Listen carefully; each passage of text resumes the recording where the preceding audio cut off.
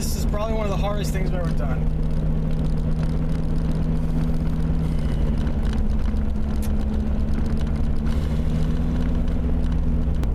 Just trying to hold back the tears while I was saying goodbye was very difficult. I just didn't want to start bawling like a child in front of my parents. I mean, it probably wouldn't really matter that much, but I just didn't want to. I didn't want to do that. I have no idea what I'm doing. I kind of forgot why I'm even doing this. Oh.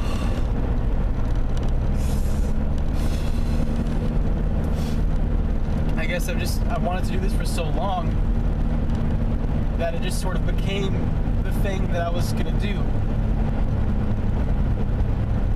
And here I am. I just never thought this day would actually come, I guess.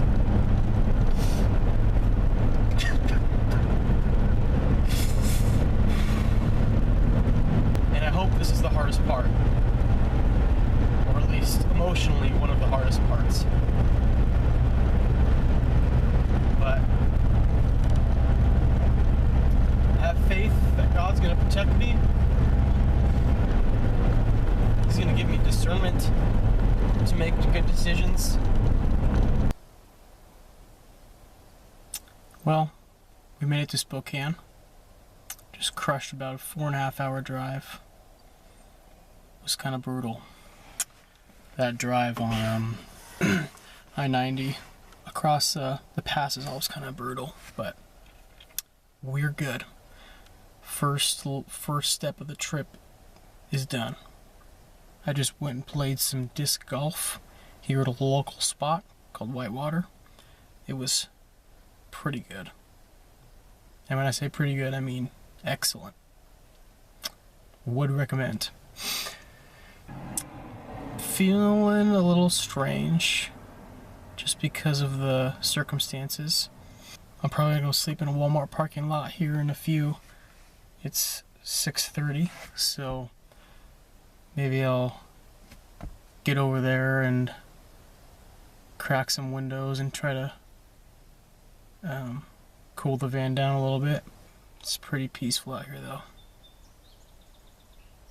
There's some bird activity. I was driving on the freeway.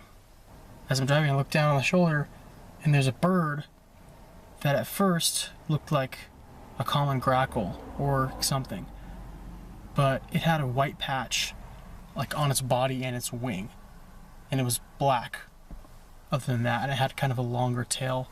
It was probably a little bit larger than a robin. I was like, what was that? My first thought was magpie, and I just kind of threw that out there. I was just like, yeah, maybe it's a magpie. Well, looked it up. Magpie. I don't remember the exact name, but that's a lifer right there. Haven't seen a magpie before. And then here at this course, there was a belted kingfisher. There were pygmy nuthatches, which I have not seen before. They were climbing all over the trees and stuff, so that was pretty cool.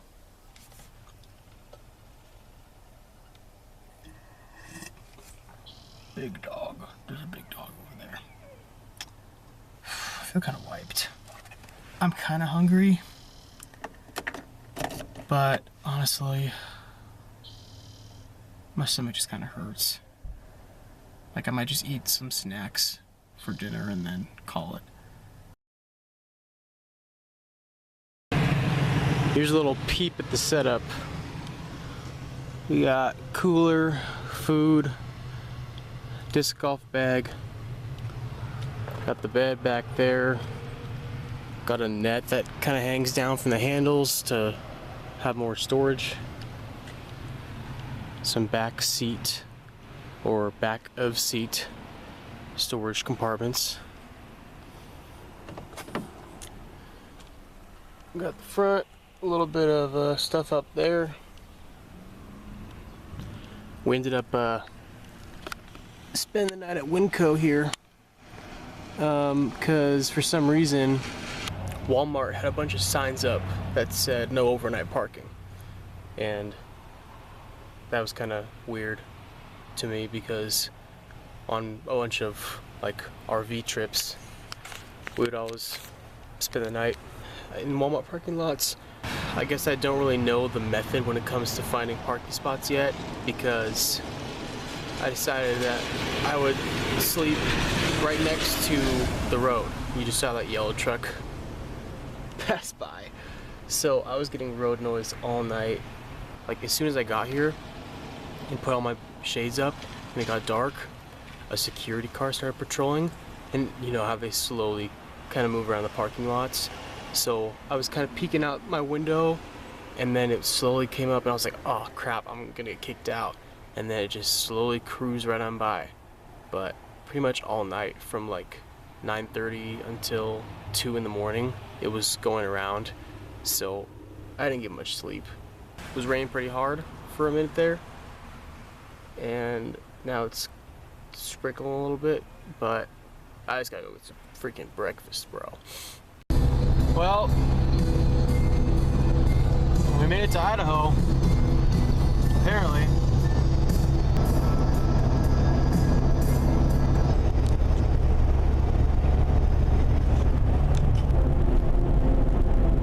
I'm headed to Sand Point.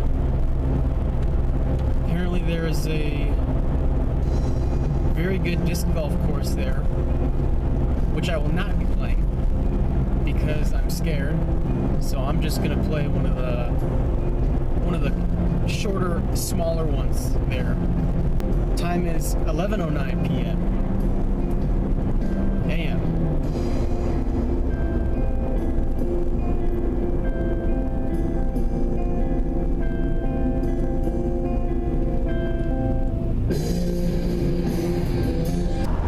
Check this out.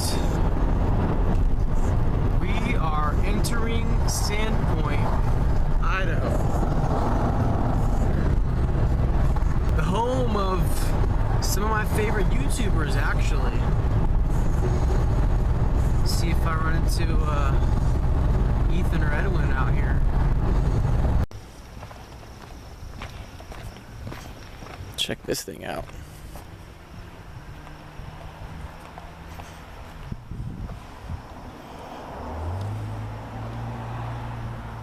That's cool.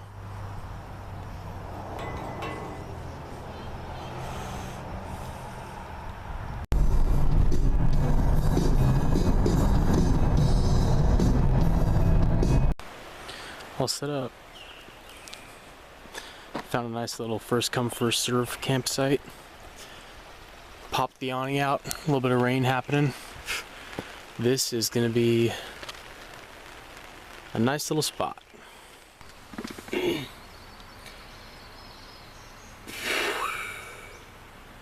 Good morning. It's day 3.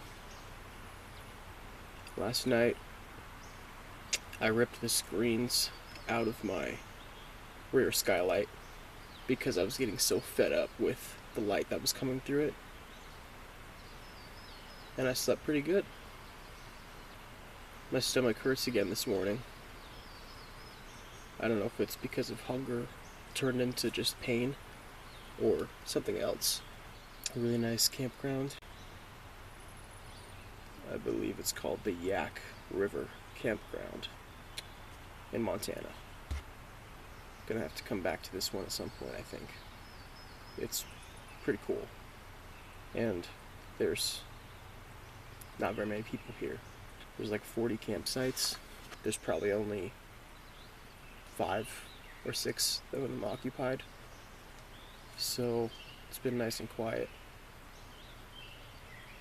I'm just having issues with my white noise because I wish I could sleep without it, instead of having to plug my phone in and listen to it. But it helps me sleep better, so I think at least for now I'm probably going to keep doing that. Just gonna chill for a little bit, and then maybe around 10:30 start heading towards Glacier National Park.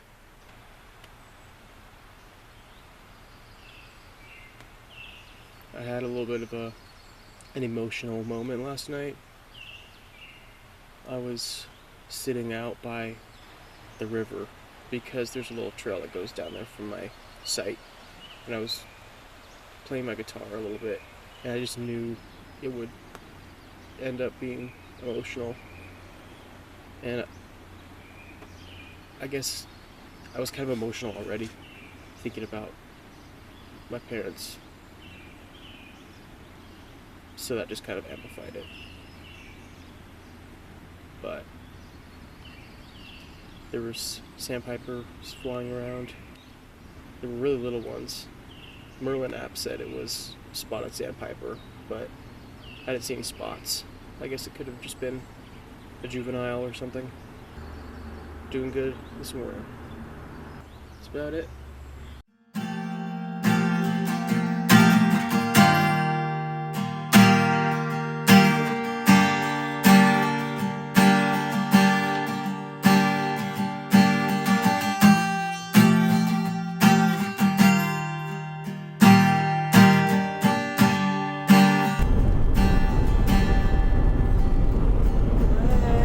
There's so many bugs on our windshield, it's hard to see, bro. Wow. It's incredible. Wow.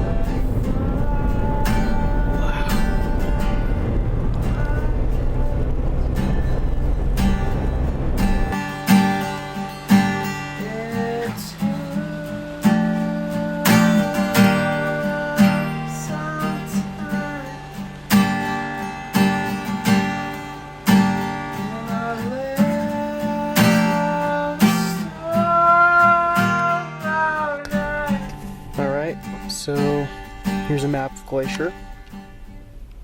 The Going to the Sun Road is closed right after Avalanche Creek, so unfortunately this whole upper half is going to be undoable. But I scoped it out this morning. I drove from the Apgar campground up to Avalanche Creek, and then now I'm just slowly making my way back and stopping along the road where I see little pullouts like this with like a little sign, because I figure might as well. I mean, can't really beat the views. Tomorrow I'm gonna try to do some more, or today I'm gonna do more research on Avalanche Creek, and there's a little lake up here, Avalanche Lake, and if that's a short enough hike, I may go do that tomorrow. But there was no parking up there, so I'm just gonna have to leave early. And this morning I ended up jumping in the lake to take a bath, to bathe myself, because the showers at the campsite are broken. And I am feeling a lot better after that. I just think that was contributing a lot to my feeling poorly, was just feeling grimy and unclean. I'm not a fan of that sort of deal. Anyways, gonna keep going down.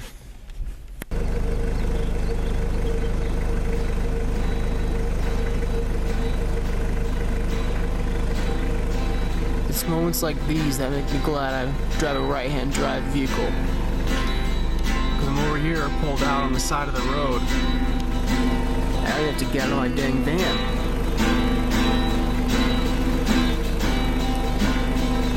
That is just unbelievable.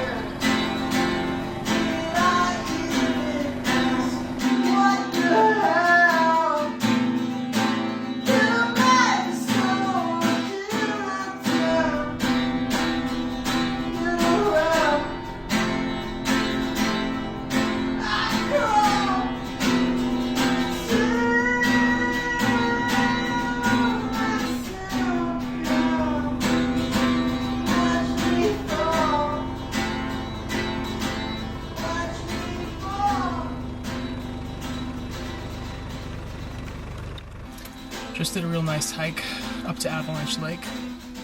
About 4.5 miles round trip, I'd say. Pretty cool stuff up there. I wish I would have stopped to appreciate it before I decided to book it down the rest of the trail, because after I had gotten back to the original viewpoint, the sun had risen over the peak of the mountain behind it, so it wasn't as cool of a view.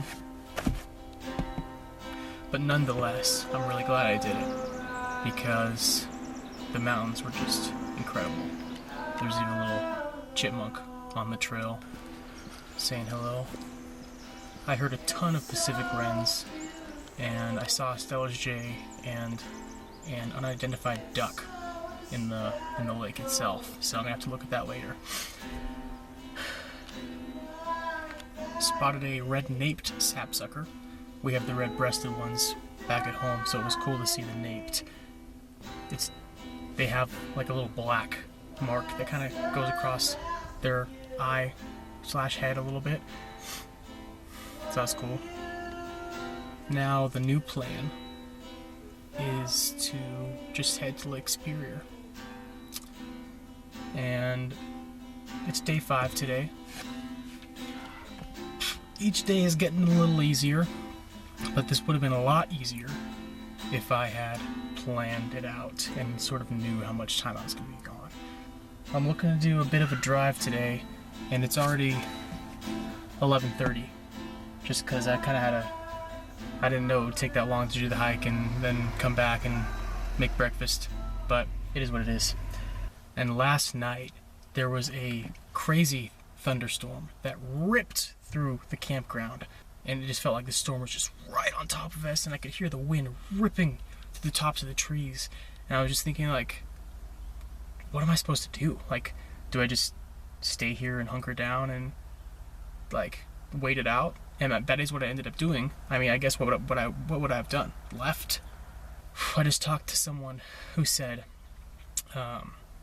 he was sleeping in a tent, and he sort of just came up to me and said he liked my van setup. So we were kind of talking for a little bit, and he said he's actually heading to Seattle because he's thinking about moving out there. He's got some friends living there, so he seemed like a cool guy. I didn't catch his name. He said it was from Alabama. He said he was just thinking, oh, well, if this is it, this is it. Like, if this is the enemy, then what am I going to do? So I guess he kind of hunkered down and waited it out too. I should probably get going. So, see you on the road.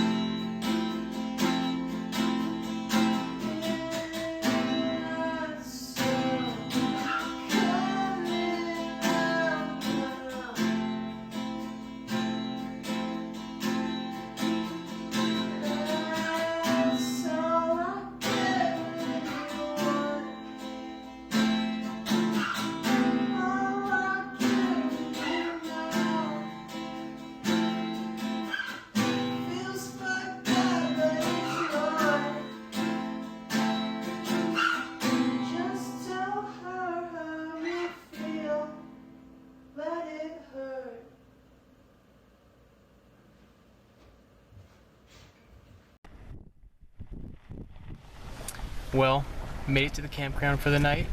It is extremely windy. There is crazy black clouds going on behind me. Might be in for another thunderstorm. This is White Earth Campground in Winston, Montana. It is awesome. There are so many birds here.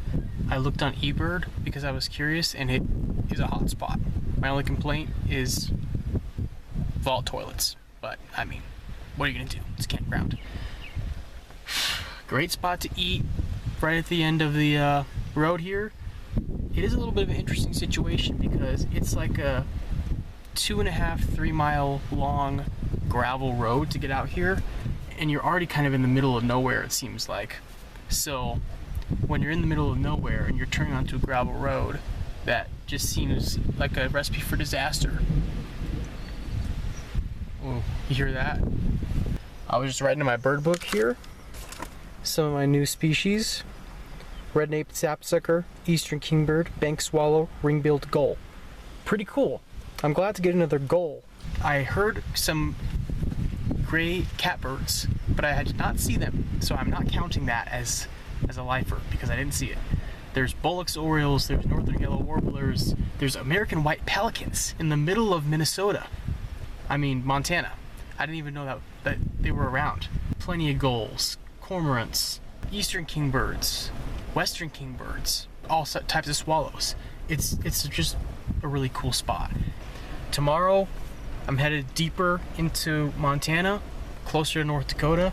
Not sure if I'm gonna make it to Dakota tomorrow, but the next day, yes. All right, it's the morning of day 6, and we are about to crank out nearly an 8-hour drive. So first I'm going to Planet Fitness, take a shower in Bozeman, and then from Bozeman I'm headed to North Dakota. Campsite's reserved for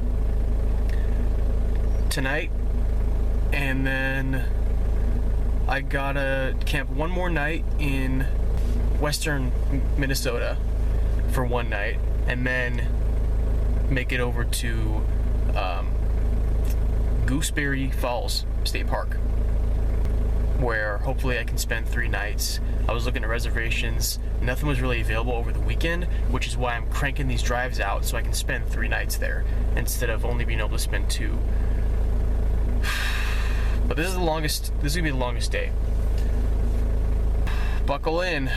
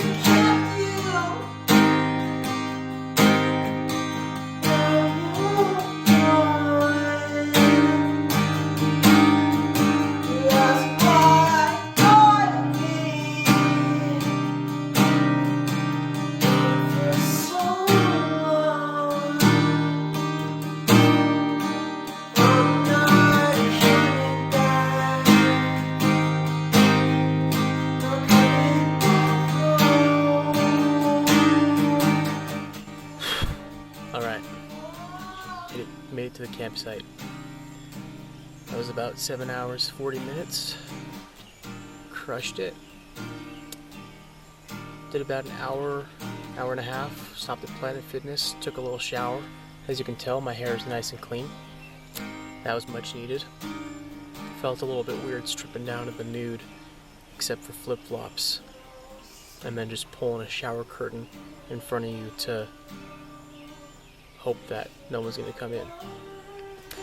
And then got some gas and then rocketed here. I was just thinking how interesting it is how different the landscape has been so far.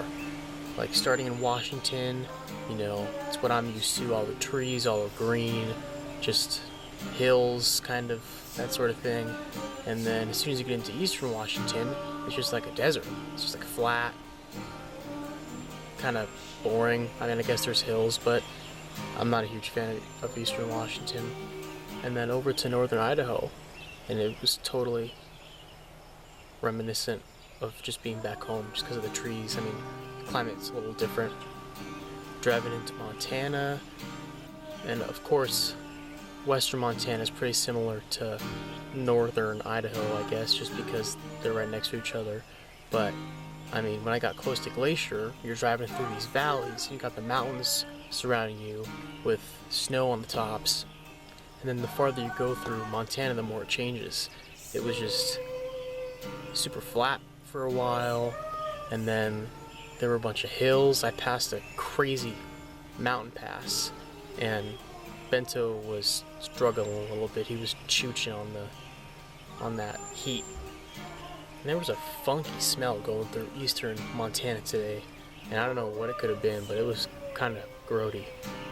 Some of the dirt was red. It was really cool.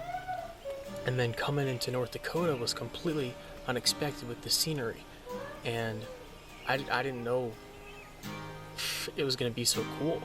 I passed national grasslands, and it was just nice grassy fields, and then they went up into big mounds with really red dirt and just some bushes all over the place, some trees. That is really cool, and that's where I'm at right now, so I'll be able to see more of that tomorrow when I leave. I am in Theodore Roosevelt National Park. I did not know I was camping in a national park tonight. I just kind of booked a campsite that was on the way that I was going, and I guess I just got fortunate, and I'm staying in a really cool spot. I was also just thinking about Sam again, the guy who I met at Glacier. He was just telling all sorts of funny stories. Like, he asked me where I was from. I said Washington, and he said, "Oh, I used to play squash in Tacoma." Now he's probably in his, like, I don't know, my guess would be 70s. But I mean, he was still in shape. He was still, like, hiking along just fine on the trail we did. Alright, we're hitting this quick little 0.5er. But he said, you know, I was never really good at anything without trying really hard, but for some reason, squash, I was just really good at it right off the bat. He was just sort of reminiscing about that, and he said that he hadn't thought about that in years.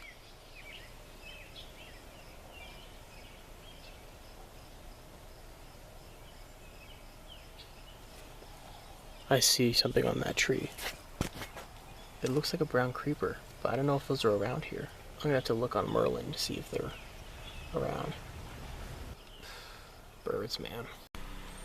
Here I am, sitting in my van, you know, minding my own business, and people have to disturb me by just existing. If you can't tell I'm joking, I'm joking. But there's couples all around here, laughing, holding hands. Oh, it's so cute. Here I am, sitting in my undies on my cooler in my Toyota van, living like a man. No lady. Oh well.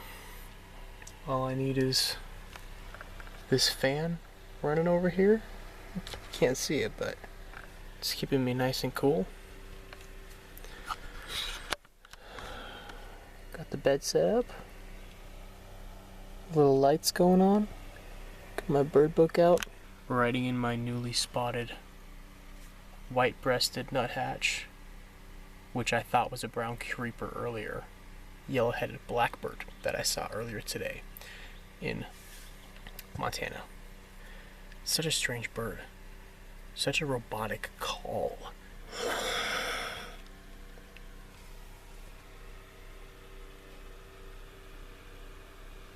Oh, there's just someone walking.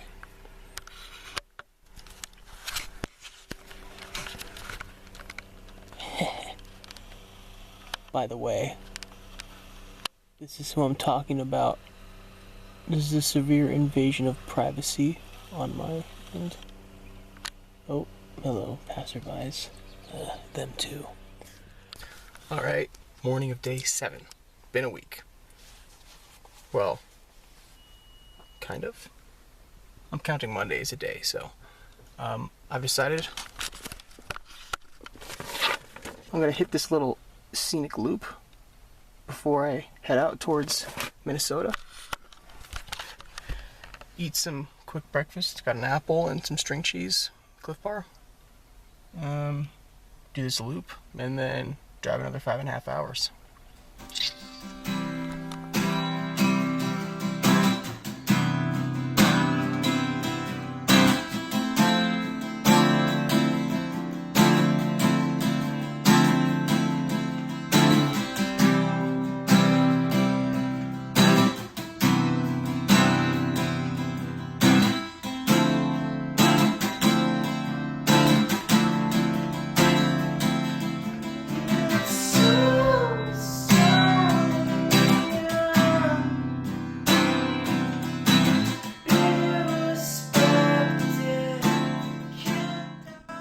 No way.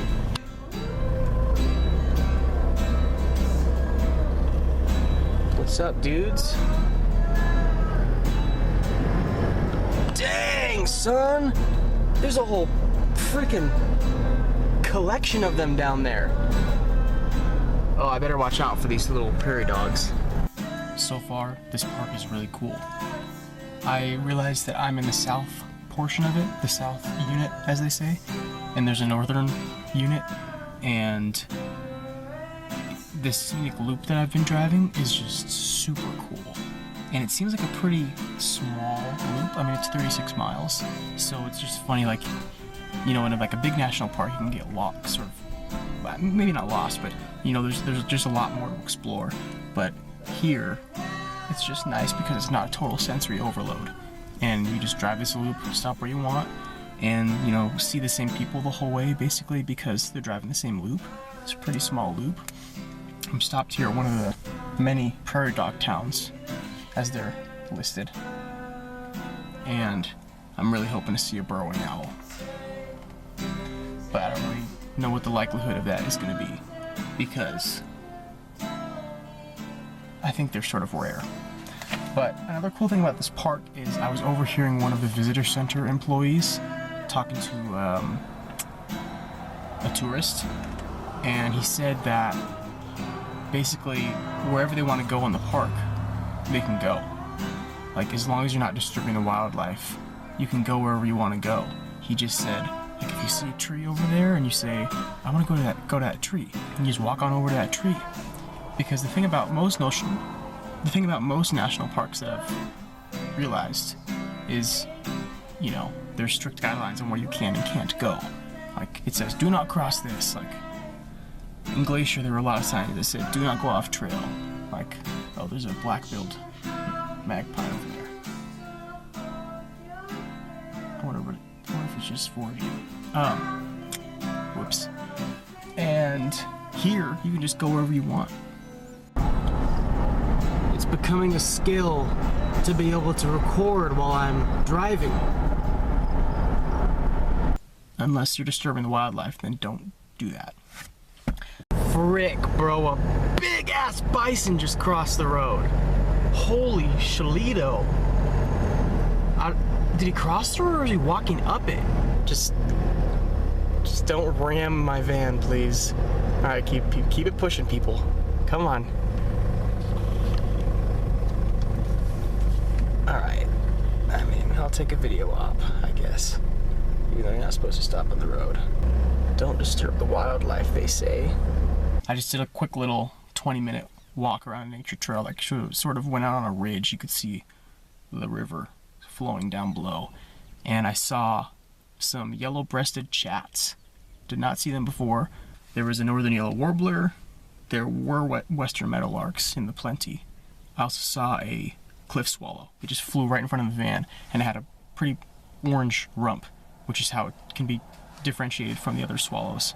I'm gonna eat something and then finish up this loop, maybe 20 more minutes, and then probably be on the road. Dang! You, buddy, are a little close to the road. And I'm stopping if I see anything cool. I have to. I can't pass up that sort of opportunity, like I did yesterday. I passed by this dinosaur fossil museum, and I didn't stop. I just passed right by it, and I wish I would have stopped because that looked like a cool building. Badlands Overlook.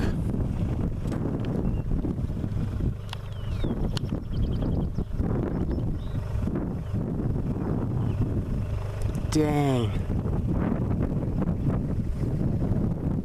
That's so cool. Got some wild turkeys. Nice.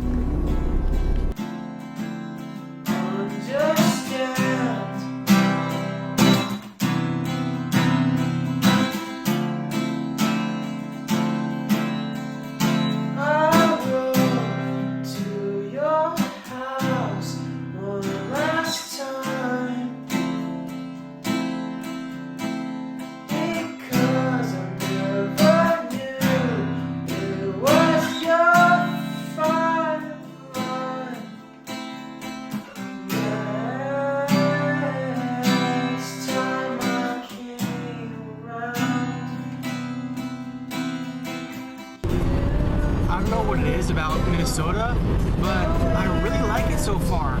There's just like there's a nice smell, and it's a lot greener than the other states I passed through. And there's trees. It's pretty nice. That's another drive complete. That was 5.5 hours, but it felt like longer than yesterday. I'm staying in Detroit Lakes tonight. It's a nice little town. On my way over, I was just daydreaming about finding that big, fat Lake Superior agate. And my mind just kept wandering. So just picture this. Be me. Driving into Duluth, I find a sick little agate rock store. I go in there. I'm looking around, you know, checking all the agates out, and then an old timer comes out from the back and says, "Hey, you need help with anything?" And I say, as a matter of fact, I do. I drove all the way from Washington to find a Lake Superior agate. Can you help me? And he says, yes. My granddaughter can take you out to go do some agate hunting. And then here comes his granddaughter. She's a rocket. She's beautiful.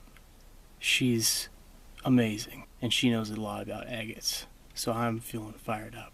She says, 8 a.m., North Shore, meet me there. I'm giddy with excitement.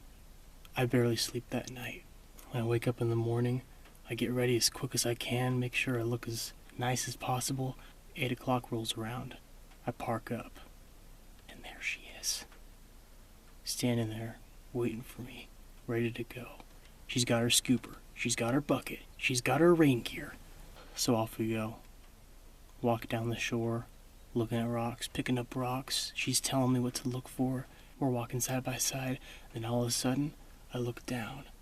Big, fat agate.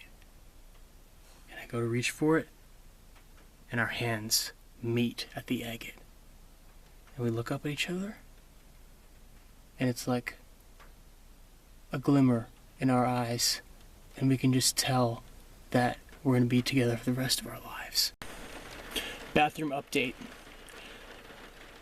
The toilet has a shower curtain, or I guess you'd call it a toilet curtain. There's a rec room. You go into the rec room, and then you use a key for the bathroom, and I'm sure they have many, many copies, so they probably give every guest the key. Unlock the door, go inside. On the left, there's a toilet. Just right there. Like, you walk in the door, there's a toilet. With kind of a wall.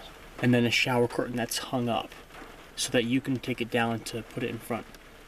But that's definitely a clear your throat situation if someone comes into the bathroom. Because whoosh, there you are, right there. There's a urinal on the other side of the toilet wall. And then there's the sink right next to the urinal. And then on the front, when you walk in, straight facing the front, is the shower area. And that has a nice curtain. Did I explain that right? She's brunette.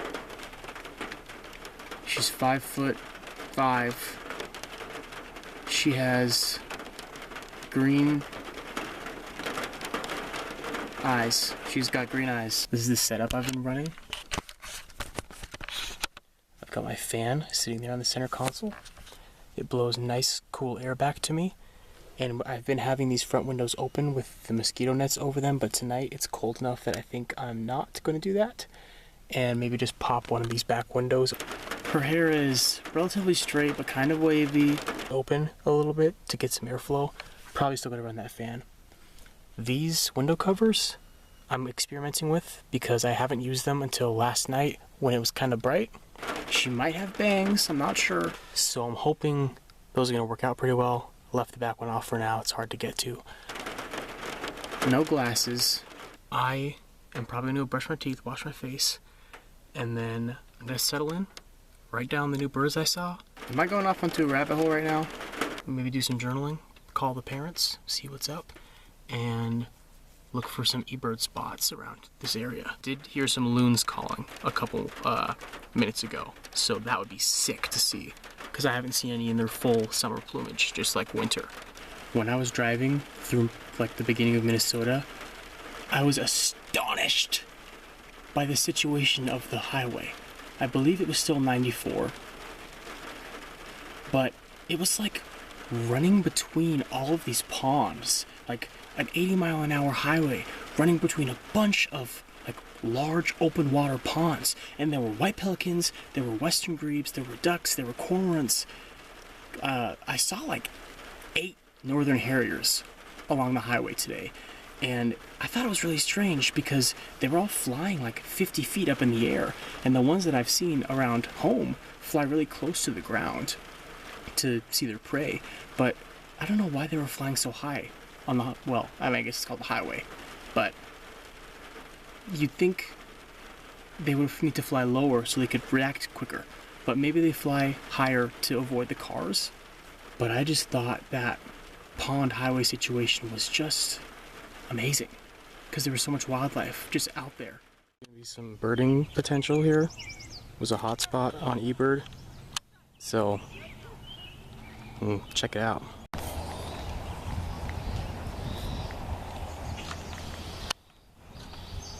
Hello.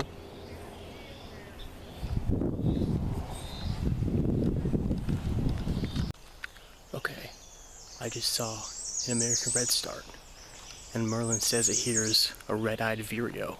So now I'm just looking for that. But check this out. This is so birdie, dude. It's so birdie in here. I hear something up there too.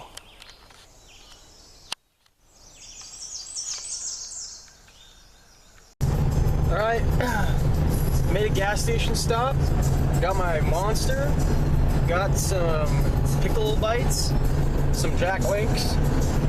When I went to the gas station, the dude was like, interesting guy, and he was just asking me about my van. I said, I'm originally from Washington, and he said, what are you doing here? Going to Lake Superior. And that I am. Nice trees, nice green. Love it. Alright, we made it to Duluth. I stopped at Dick's Sporting Goods to get some freeze-dried meals. I got 10. And then I couldn't resist. Check that out. Dude, I'm so excited to spend 4 days somewhere. I don't have to drive tomorrow unless I want to.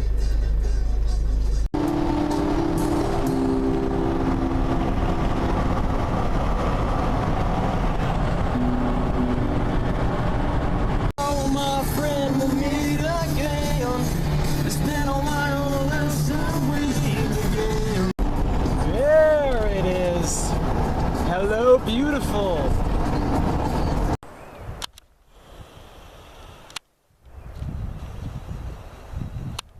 What's up, buddy?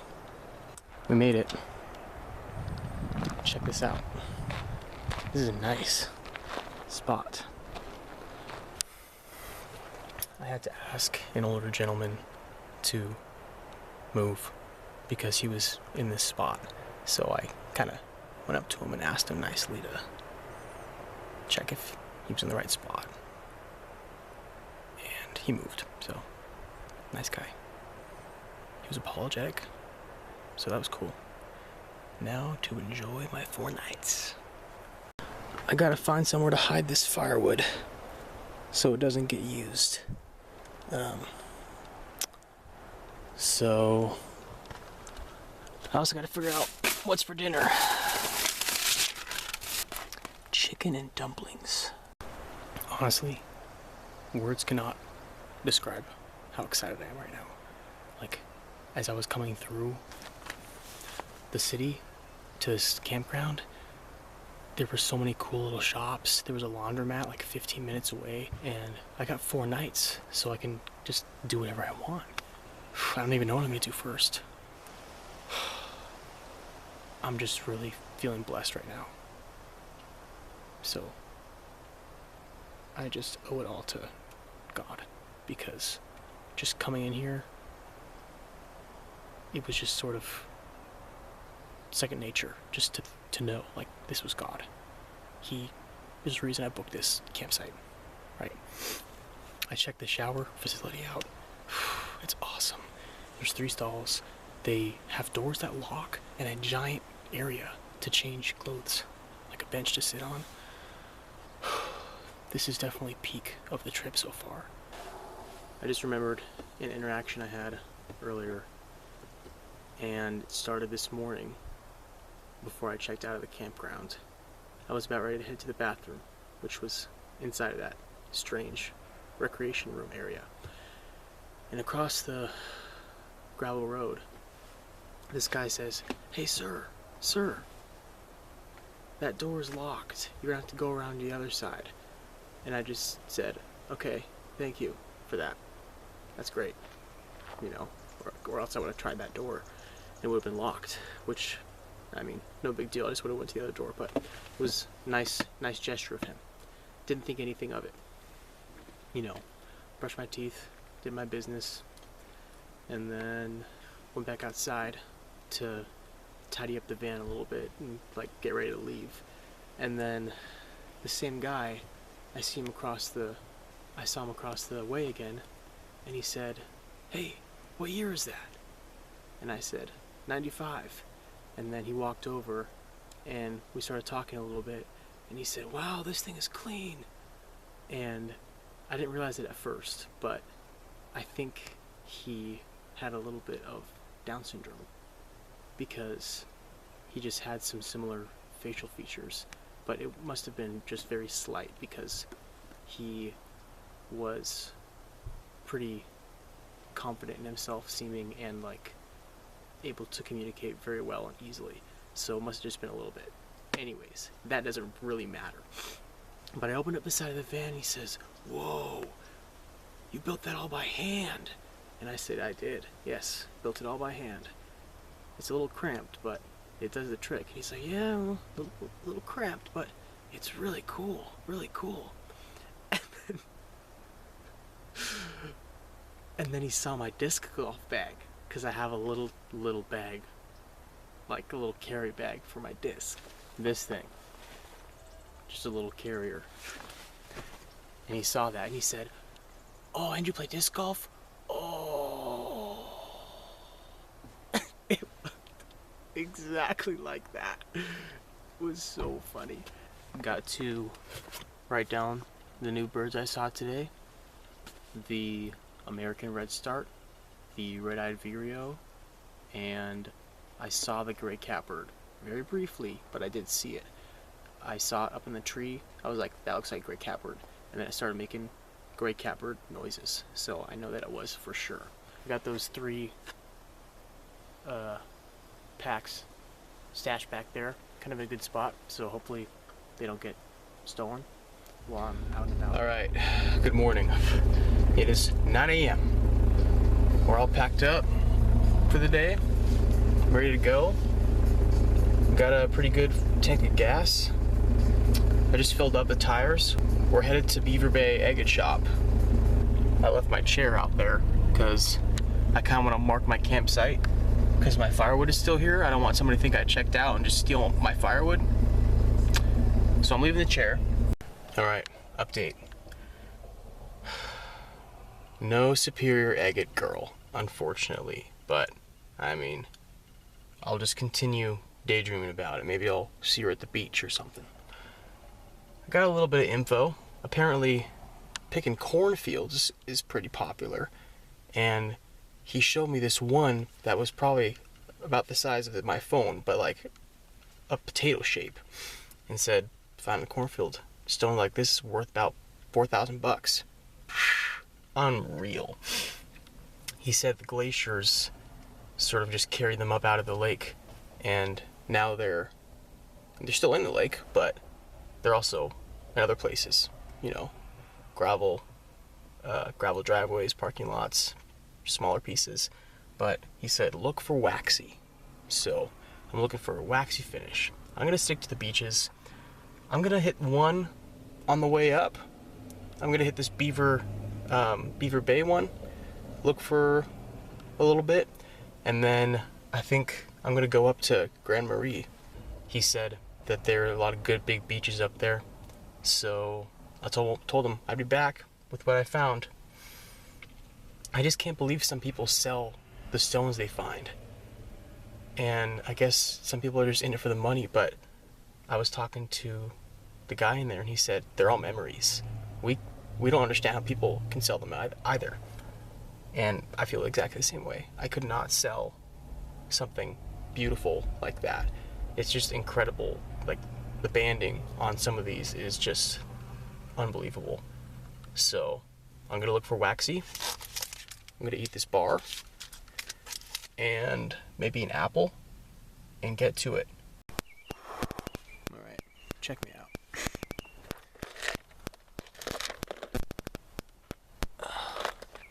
Did not do too bad today.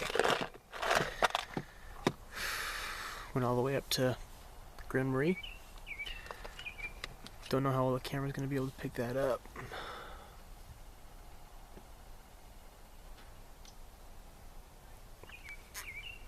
It's a nice one. Yeah, that's sweet. I wish I would have recorded my reaction when I picked it up, because I was so stoked. I also found a bunch of other ones. Ran into an old timer at one of the beaches. I was just talking to him a little bit, said I was from Washington. Showed him what I found. And then I said, it just sucks because I can see into the water, but if I see an agate out there, then how am I going to get to it? Just wade out there in my long pants and shoes? And he said, that's why I have this. And then he pulled out a stick with a strainer on the end, duct taped on. Genius. And I knew this was a thing, but for some reason it just completely slipped my mind. So I found a stick. It's pretty straight. Handles alright. And among other things, I got a small strainer. Now, this isn't very big, so I'm hoping it's gonna be fine, but I guess the upside to a bigger one is you don't have to be as precise with your scoop. It can hold more stuff, but the holding more stuff is also a downside, actually, because it could get too heavy and break off the stick. Anyways, this is the only one they had at the general store, so I'm gonna take it. I am not gonna complain about that. Get out of there. So now, figure out which side's the handle. That's gonna be the handle, right there. And then I'm gonna duct tape this on. But I'm not gonna do it this way. I'm gonna do it this way, on top. so that if it's a full load, then it'll rest against the stick instead of pulling away from the stick. That's genius right there. A stroke of genius. Something funny happened today. So be me. Heading back from Grand Marie, which is like an hour from here, maybe an hour and some change. Didn't take that long to get there, but it sure felt a heck of a lot longer coming back for some reason. Anyways, I'm coming back. It's like 4 p.m. I'm like, you know what?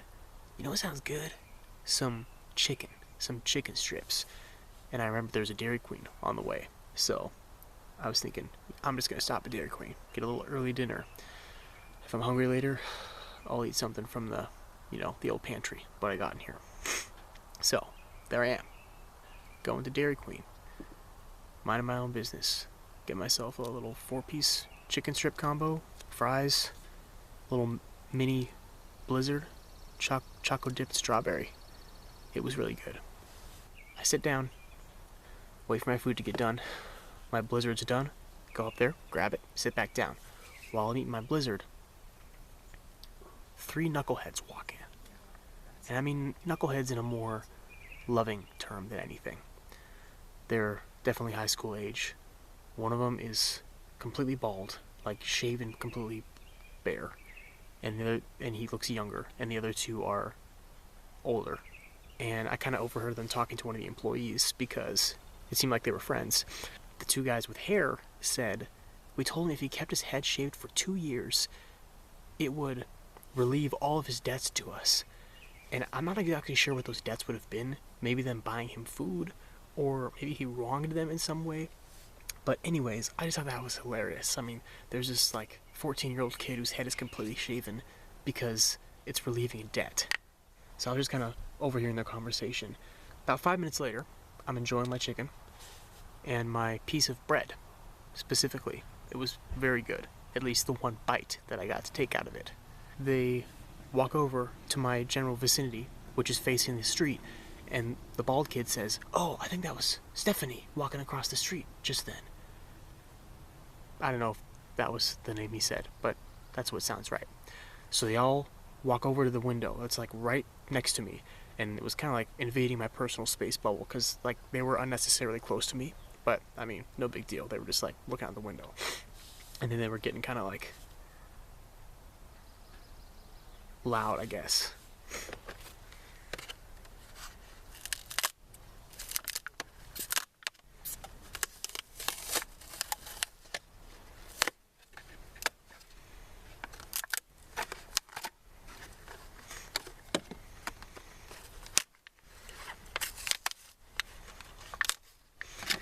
Well, not loud, just like a little bit rambunctious. Like the bald kid like put his hands up on the window and like did this out the window at them or something. And then they turned around and was like, oh shoot, there's a person there. The person being me, because they didn't realize they were so close to me. And then the bald kid looks at me and he says, hey, can I have a fry? And I'm just like, you want a fry? Okay, so I give him a fry. And then the other kid says, hey, can I have a bite of your bread? And then I'm processing it for a second. And I said, you want a bite of my bread? And like before I could even finish that sentence, he started reaching for my bread. And I was like, whoa, whoa, whoa, whoa, whoa, whoa, whoa, whoa, whoa, whoa, whoa. But he just kept going for it. And then he picked it up and slowly took a bite out of it and put it back down on top of my fries. And I was just completely, what? Did he really just do that? And I said, dude, I would have ripped a piece off and given it to you. Really? I just kind of like stared in shock as they walked away. And the bald kid's like to him, like, dude, did you really have to do that? Like, he was completely like on my side, I guess. Like, he was like, that was messed up. Like, you don't just grab someone's thing. Maybe kids these days are just getting more bold. Or maybe I was just too chill. So then he wasn't like, he didn't feel threatened or something. So he was like, what's this kid gonna do? I mean, I'm just gonna take a bite out of his bread. I'm like, he's not gonna do anything. Good morning. Day 10. Spotted black-throated green warbler this morning. I'd been hearing them around the campsite, not because of my bird knowledge, but because my Merlin app said they were around. But then I just began to recognize their call, which is really nice. It's really cool being able to use a tool like that to identify a bird and then know that it's that bird from then on. I was sitting out of my side door, just kind of soaking in the morning, and here comes a little warbler landing right in the tree. Saw him clear as day. Black throat, green, warbler. They have a call, or I guess a song that goes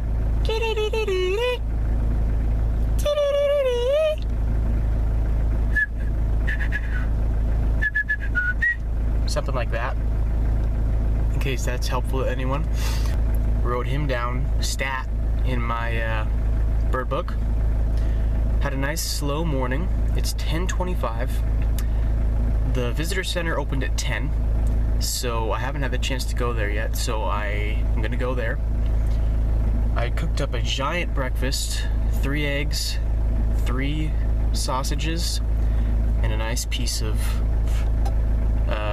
pan-fried bread with some jam on it. I just texted a family friend because I'm going down south on the 5th, and that's where they live. So I thought it would be cool to try and drop in for a visit and maybe use their driveway as a little free campground. So I think today I'm gonna do a little bit of this, a little bit of that. Probably take it slow today, go to a beach or 2, but not go up north again. Maybe do that again tomorrow. Also gotta do laundry. So I'm kind of just gonna make my way to the laundromat slowly, and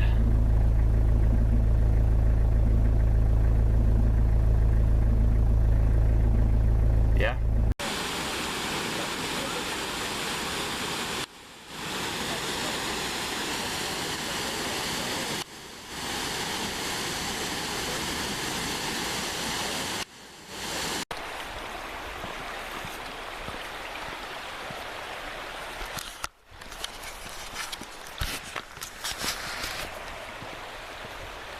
Looking for birds. Red-eyed vireo, saw it. American redstart, saw it. I hear a veery. It's really interesting. It's like the opposite of a Swainson's thrush. I don't know if I already said that, but it has like a descending song, and the Swainson's thrush has like an ascending song, and even like little chirp calls are the opposite. Instead of whoop, it goes woo. So it'd be cool to see that, even though it's like just kind of a brown bird, you know. Still gotta see it. I can hear it. It's going whir, whir, whir, whir. I don't know if that caught it, but it was that.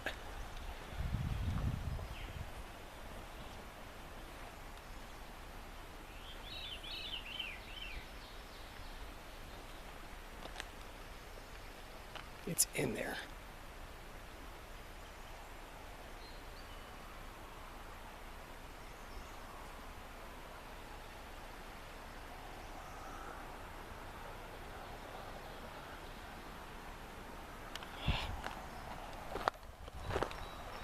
I'll see it. I will. It's not going to escape me.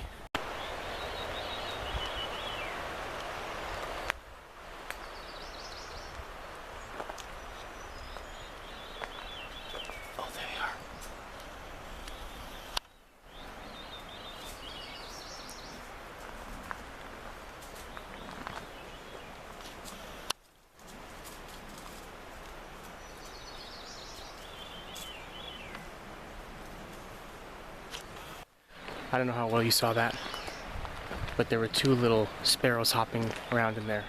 I'm gonna have to look those ones up. They kind of looked like a mix between a song sparrow and a white-crowned sparrow, but they had a little, or the male had 2 little yellow dots right to the sides of his eyes. What is that?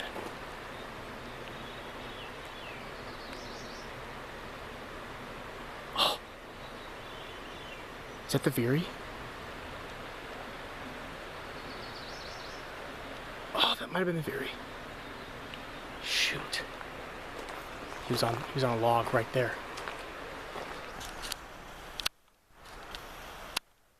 He was right on that. Now he's gone.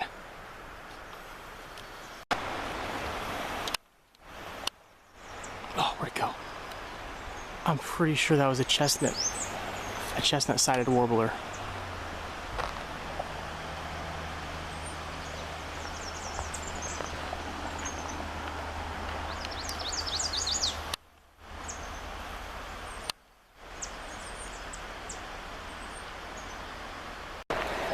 It totally was. The call or the song was exactly the same as Merlin. I got enough of a look at it that I'm confident to ID it. What is that?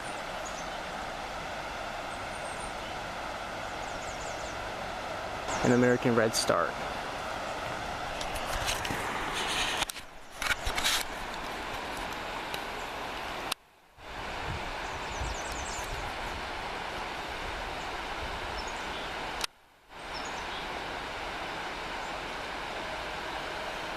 Oh, there he went.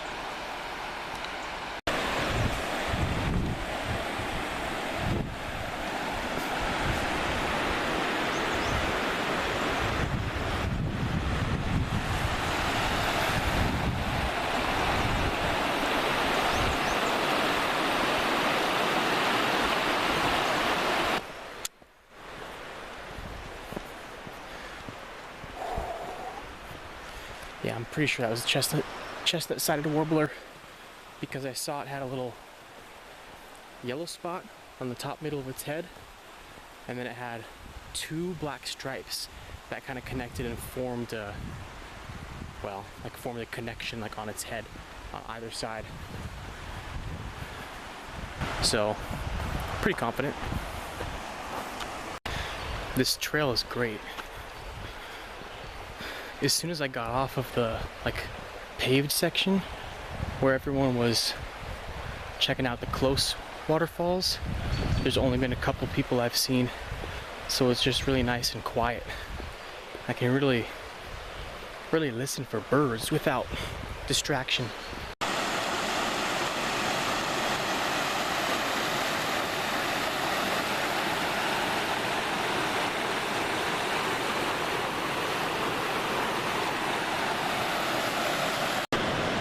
Trail shelter.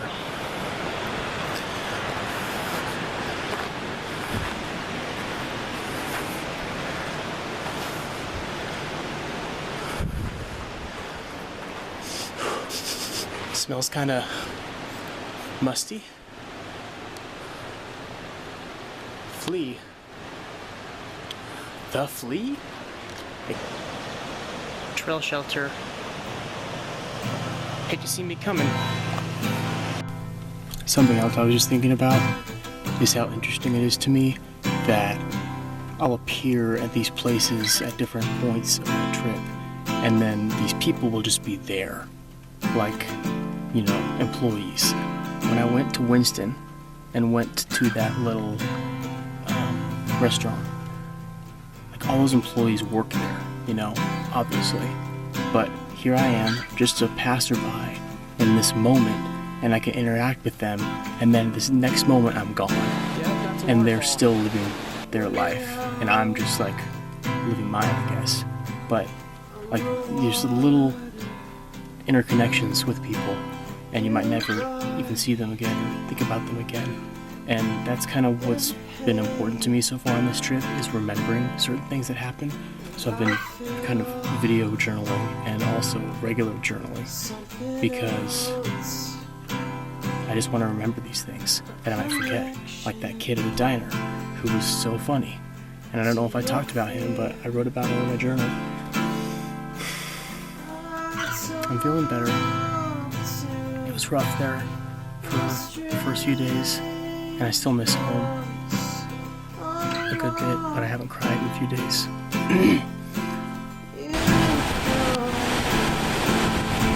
Not recommended. Why wouldn't it just say no swimming? I feel your guilt. I'm lying more. You lie so much more. Now you lie on the floor. I tried to tell you I couldn't be there for you, but you must have got something else. I know you feel. So I'm walking, getting a little tired, you know, thinking I wish I had my water. Then I come across this. Literally perfectly placed bench. Right in the shade, right between some trees. I think I'll sit here for 5 minutes and just relax. Oh. Gotta love a shaded bench, man. It's perfect. Getting a little hungry. Just a little nip. A little nip of hunger.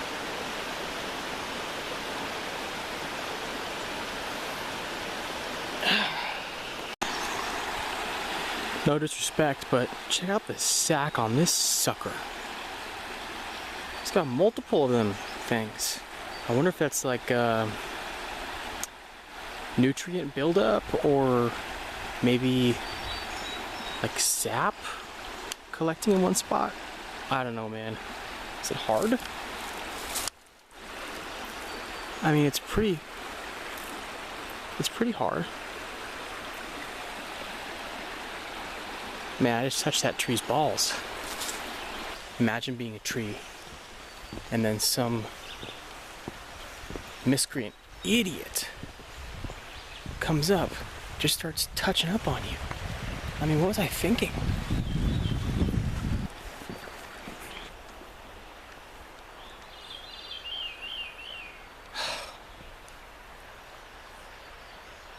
It's just way too thick to be able to see in there.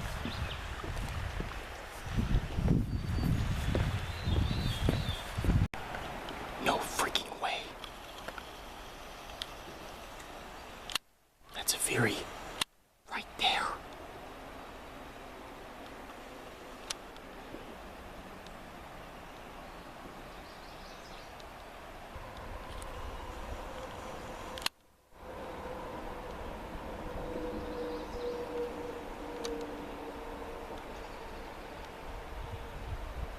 Yes.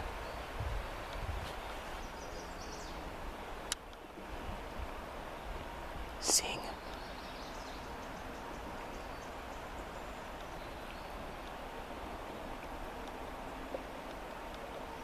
Yes. Yes. I was losing hope that I was going to see one on this trail. Sick. What is that? I like how they put this fence up so people can't climb out on there, because I'm sure that has either happened before or they just thought about that prematurely.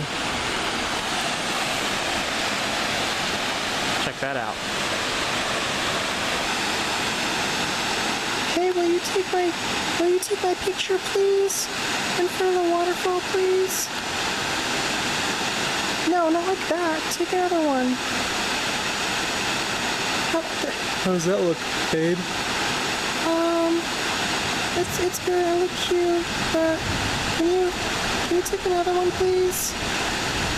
Oh, hold on. I think I got something on my shoe. Well, I'm back at camp. And unfortunately, I come bearing some horrible news.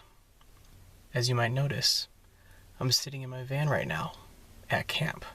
Usually at camp, I'd be sitting in my camp chair recording this type of video. But I don't even have the option to do that right now. Because if you remember, I left it right there. I left my chair out there. I don't want somebody to think I checked out and just steal my firewood. So I'm leaving the chair. And now, it's gone.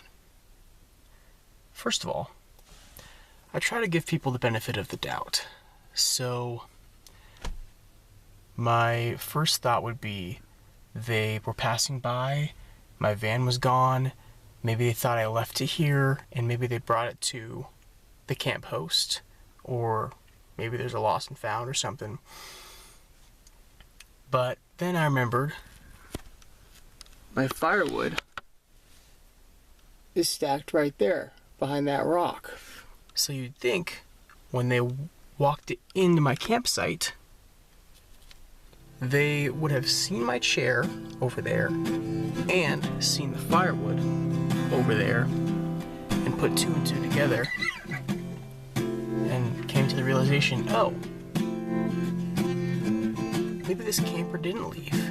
Maybe he's still around.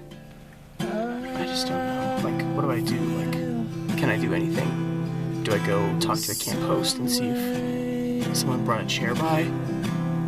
I mean, maybe the camp host picked up the chair. But what kind of person steals a man's chair? It was a humble chair, a single chair, all alone, unprotected. Gotta think it might have been my fault for not packing it up and taking it with me, but yesterday I left it here. It was fine. Today, not so much. I mean, really? One chair, one man to sit comfortably in while tending to a fire was taken from me. Taken. Now, I have to sit on this freaking rock. And do I really want to do that? No. Anyways, to sum up my day, I did a nice little hike in the morning. It was kind of spontaneous. I was just going to check the nearby waterfalls out, but I just decided to do the whole 2.9 mile whatever loop to the fifth falls, as they call it, which is the one up top. Looking for birds. And it was nice. Saw some birds. Oh, there he went. Struggled to see some birds. That veery was really getting to me until I finally spotted it. It was a nice jaunt, pretty easy hike. Took about 2 hours. I was just kind of dilly-dallying because I was just watching birds and stuff. After that, I went into 2 harbors, started up some laundry at the local laundromat. I'm just really bummed about my chair, man. Like, really? Like, take my firewood, but not my chair, right? Alright, what's up? I guess it's day 11. Not as early of a start as I had hoped for. It's 10:15. I'm back here at the Cutface Creek rest stop. No one else is here. I'm totally in the way of the camera. Nobody else is here. Just me and the beach. So it's a little rainy, but fear not, I got a rain jacket. So I'm gonna fuel up real quick, grab a quick Cliff Bar and string cheese, and get to it.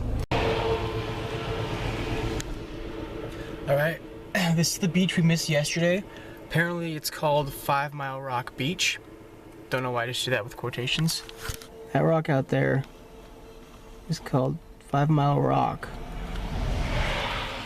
So this is the beach. Hopefully maybe this is one of the lesser traveled ones, but looks promising. All right, last beach of the day. Just finished up doing some collecting. Got some decent ones. I got the beach all to myself today, it seems like. Just off that way is like a state natural area, like scientific area, so you're not allowed to collect. So from that sign all the way down the beach, you can collect. The sign is way to the south over there, but I walked past that point and then to the next one behind it. There was a nice little area just to look for some rocks. The banks are pretty steep over here, so you kind of just gotta ride the edge of the shoreline. And I've been looking in the water for my rocks because it makes them shine a lot more. Bento up there looking like an absolute unit.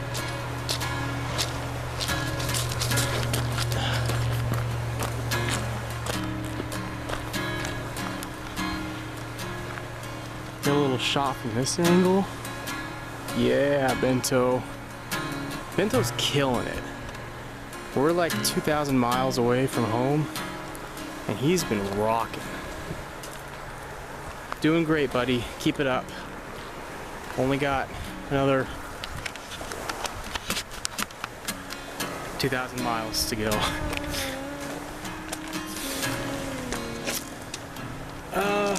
I'm gonna chill here for like 10 more minutes. It's just kind of nice. A little bit of road noise, but it's nothing but a thing. And then I'm gonna start heading back towards camp. And then if I get there, it's about an hour away. So I'll get there at 4 if I left now. And then I think I'm gonna go try to eat out for dinner. There's this place called Betty's Pies that's just down the street.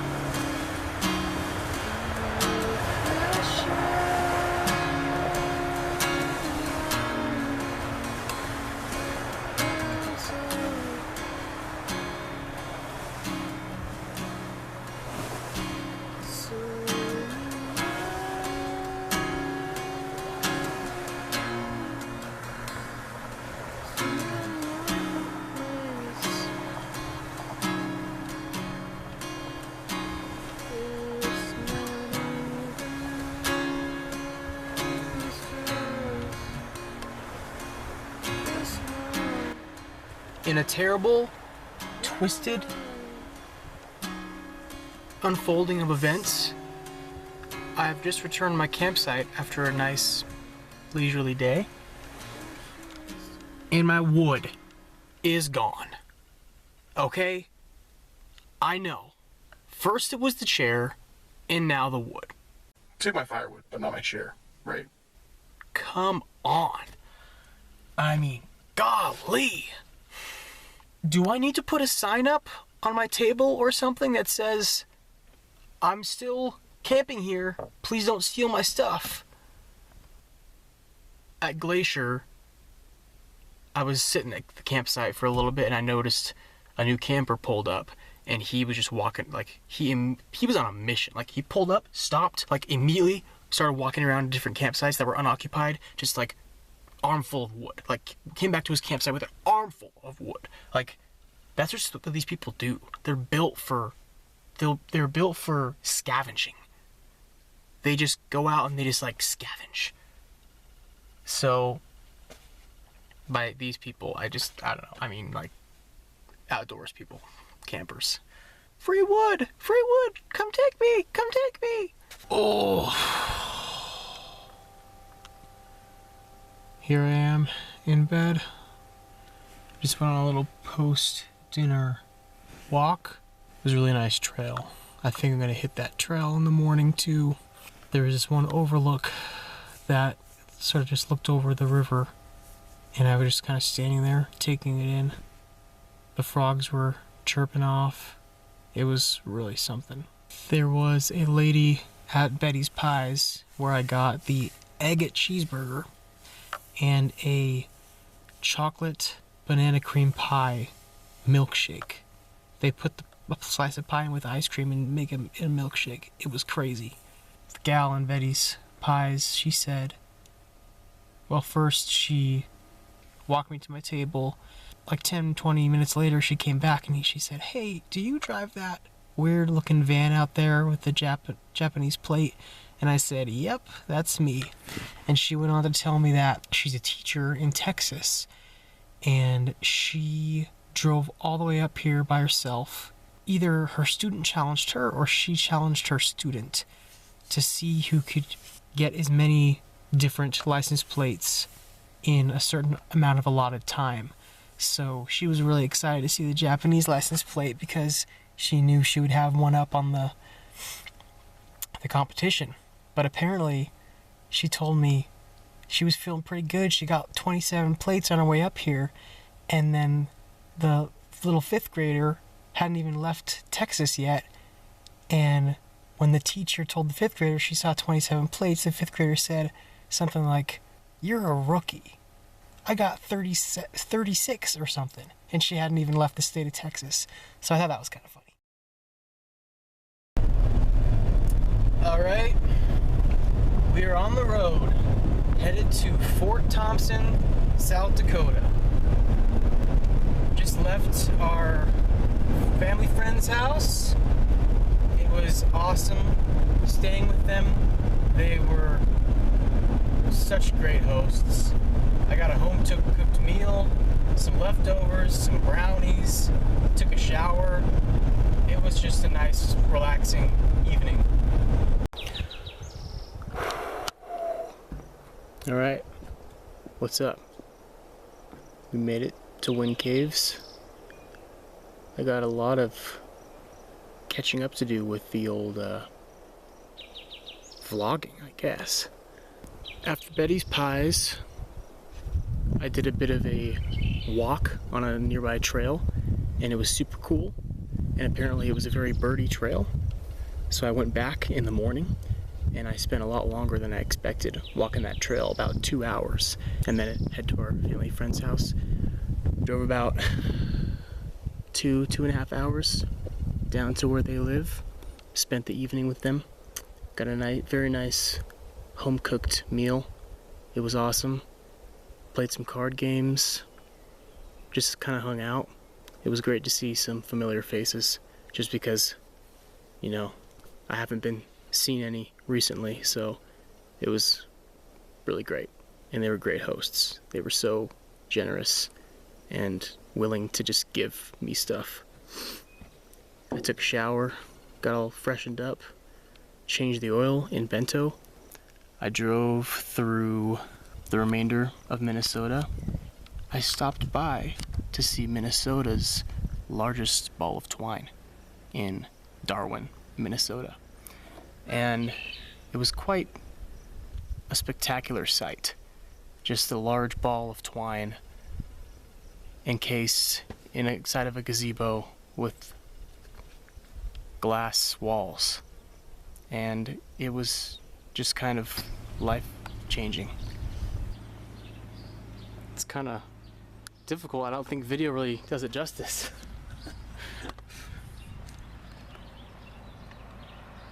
As soon as I got out of the van, I was greeted by a very gentlemanly man who told me a bunch of interesting history about the twine ball and about how the man who created it was dedicated to his craft, and he had seen someone making a ball of twine at some point, and he knew he could do better. He knew he could make a bigger one, so that's what he went out and did.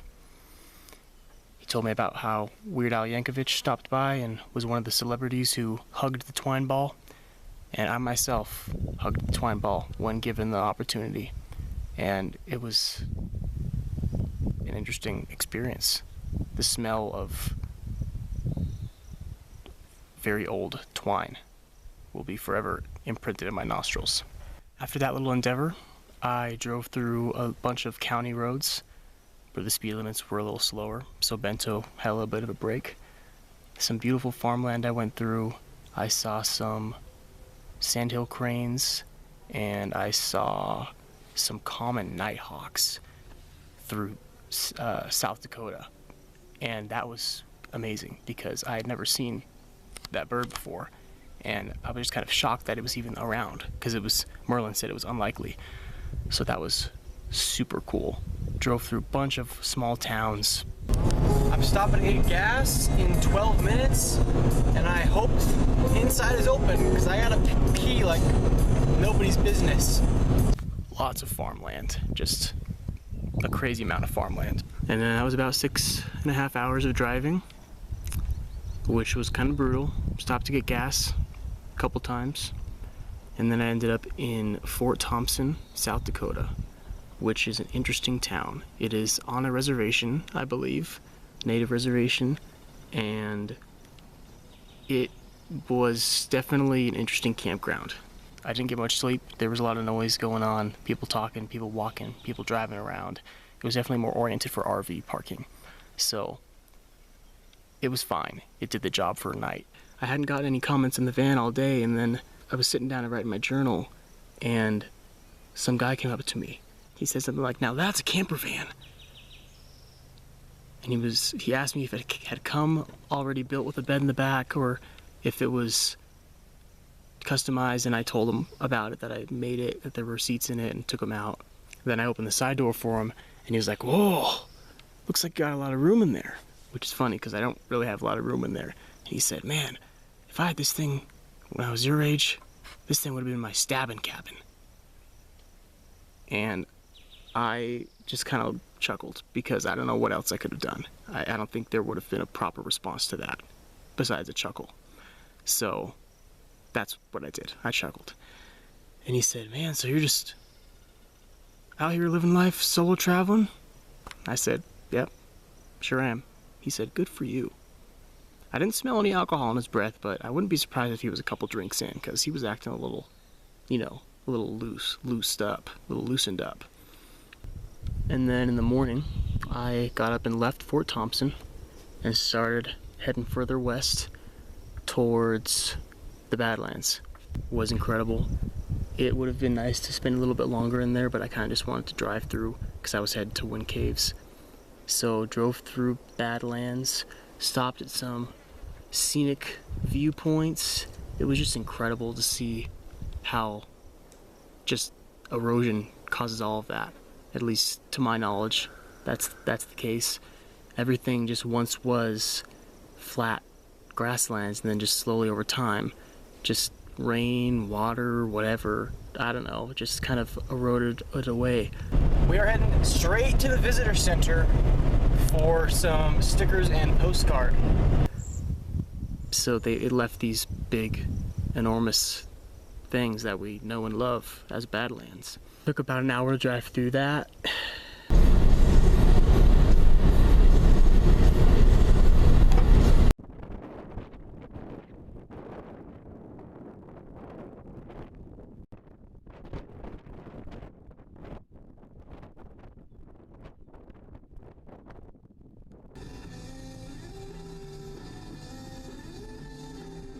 And then I ended up going to the town of Wall. And there was a stretch of 90 where there was just literally Wall drug billboards and posters like every mile. They must make so much money if they're able to just put up billboards like that. It's crazy. Stopped at a gas station, got a Snickers ice cream bar and an Arizona tea. And then from Wall Drug, I think it was another maybe 40 minutes to 50 minutes to Wind Caves. And I was really confused for a moment because it sent me off the highway onto this 8-mile long gravel dirt road. And I thought that was going to lead to the park, but it turned out it was just like this really weird sort of shortcut, maybe, like that cut across the zone that there were no highways. So I drove that, and that was a little weird, but I made it. And I also can't forget the marker light that fell off. Well, I just heard a loud noise, and I ran something over.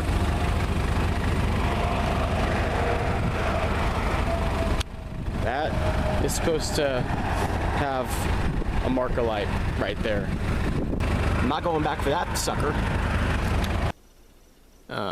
During my travels, which sucks. And honestly, I could have gone back for it, but it literally fell off, rolled under the wheel, and then just like went along the side of the highway. So I don't think there would have been any salvaging that, even if I found it. So basically, I'm just gonna take a look at these maps that I got here and try and plan something out. Maybe just sort of figure out some spots that I want to check out and let the wind blow on me, cool me off. Wow! Look at that! I thought those were all bison laying down out there, but they're piles of brush or something like that, it appears. Your guess is as good as mine. Oh, what's up, family? Sorry I'm showing so much skin right now. I was trying to get some sun earlier. Ended up toasting my shoulders a little bit. Woke up at 6:30 with my alarm because it's so dang dark in this van now that I put the window shades up. I could sleep clear past noon. Woke up at 6:30, did my wake up ritual. I opened the 2 skylight visors in the back so I could get sunlight on my eyes. Laid there another 15 minutes until I was ready to join the world. I headed to the visitor center to try and book myself some cave tours. Showed up at about 7:40. There was already a line of about 50 people. Got my tickets. I asked what the earliest available one was, and I just got that one. And that was the Fairgrounds tour, which was labeled as strenuous. And it was not strenuous at all. It was a walk through a concrete path through the cave, but it was super cool. Tons of box work in the ceilings, some popcorn on the wall, some frost work, I believe is what they call it, on some of the walls. Awesome experience. So I had about 3 hours until my next tour. So I kind of just chilled for 3 hours. I tried doing some routing, like planning my route out, looked at some places that to stop at. The next tour was also cool. And there was also a bunch of box work and popcorn, and it was just cool being in that cave environment. But there's like 30 people down there with you, 40 people. So it's a little squished. It would be really cool to experience it with like maybe 5 people, 10 people. The whole time I was wondering, how did they pour all this concrete down here? Because it's a lot of concrete, the whole pathway, and then there's these stairs, like hundreds of stairs that had to have been formed in, and this was done a while ago. Like the 1930s is when they poured the concrete down there, so I've heard. So they didn't have no pump trucks back then, I don't think, but I could be wrong. I'm walking in front of this guy, and what I believe to be was his girlfriend. I could tell he kind of had a little bit of blue collar energy. So after we were almost done with the tour, I kind of turned around and asked, I've just been thinking about how they poured all this concrete down here. And he was like, I was thinking the same thing. I told her that I wanted to ask the ranger, and she said, don't ask the ranger. So now I'm totally going to ask the ranger. And that was funny. And we were kind of just like talking back and forth a little bit about how they would have done it. And he was laughing because he was thinking about how much they were complaining the whole time in the dark down there, smoking their cigarettes. At the end of the tour, he did end up asking the ranger. And she said that they would get a tube, a big long tube, and fill it with concrete, strap it to their backs, and then haul it through the caves before they had elevators. Because now there's elevators. And then after the elevators were put in, they could use the elevators to go up and down. But can you imagine strapping that mud to your back and then going down and pouring it all? Like, that would just be miserable. But it was a very nice temperature in the caves. It was probably in the 50s. So I was wearing a long sleeve, long pants, and I was right at home. Perfect temperature. I was loving it down there. I wish I could have slept down there.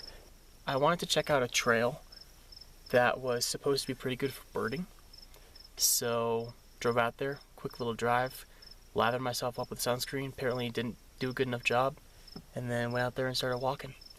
I saw the Bullock's oriole, a couple spotted towhees, a western wood pewee, that's a lifer, And he's escaped me a couple times because I've heard him singing, but I haven't been able to see him. But this time, bam, right there on a branch, there he is. You know, whatever sound he makes. And then there was this really amazing red rock cliffs along the sides. It was called the Wind Cave Canyon Trail. And there were a bunch of swallow nests packed in there with mud, but there were no swallows. I wasn't seeing any. But as I walked down the trail, I start hearing like all those weird little chortling sounds that the swallows tend to make. And I was like, here I am. So I look up on the cliffside, and there's a bunch of those mud nests from the swallows, and they were all cliff swallows, and I hadn't seen them that close before, and they were really cool. Little orange rump. They kind of look like a barn swallow, but they just have different plumage. They have a little white spot on their heads, and they were just flying all over the place. Northern house wren. Heard them calling, saw them over on the tree, bink! Mental picture. As I walked further down the trail, saw some bison. No big deal. Looked over at them, made eye contact, sort of gave them a little nod, hoping that was going to bring me good peace with them. And I kept walking, felt the wind coming towards me, and then I smelled the bison poo. And I don't know if that's a regular thing around here, or if that only happens when they lay a nice fresh deuce, but I was just like kind of watching out for fresh poos. Because I don't know if bison are aggressive towards people if they're far away, or if you have to provoke them. Because I was afraid of being out there on foot and like one getting a wild eye, looking at me the wrong way, and then bam, it's after me. This dude just scared the absolute nuts off of me. I put the wrong battery in, so I had to switch it again. Look to my left, big herd, and it wasn't that big, maybe like six of them, but still, that's 6 too many to be that close to. And then there was one pretty close to the trail, and he saw me, and I just decided at that point to turn around because I ain't messing with no big old bison. I found this spot on the map that I wanted to check out. Lookout Tower, Rankin Ridge Trail. So I drove up north through Wind Cave National Park, and it was nice to also just see the surrounding environment because I hadn't driven through it yet. So it was a nice drive, pretty nice drive. Saw some nice views, nice trees. It was pretty quiet too. I mean, there wasn't that many people up here this evening, or afternoon I guess it would be. Made my way up to Rankin Ridge Trail, where I was greeted with that bison. This dude just scared the absolute nuts off of me. He's standing in the middle of the road. I'm pretty sure there's a bird on his back. But he was right over there on the side, and I just came up right on him. Sort of side-eyed me, and then off he goes, I guess.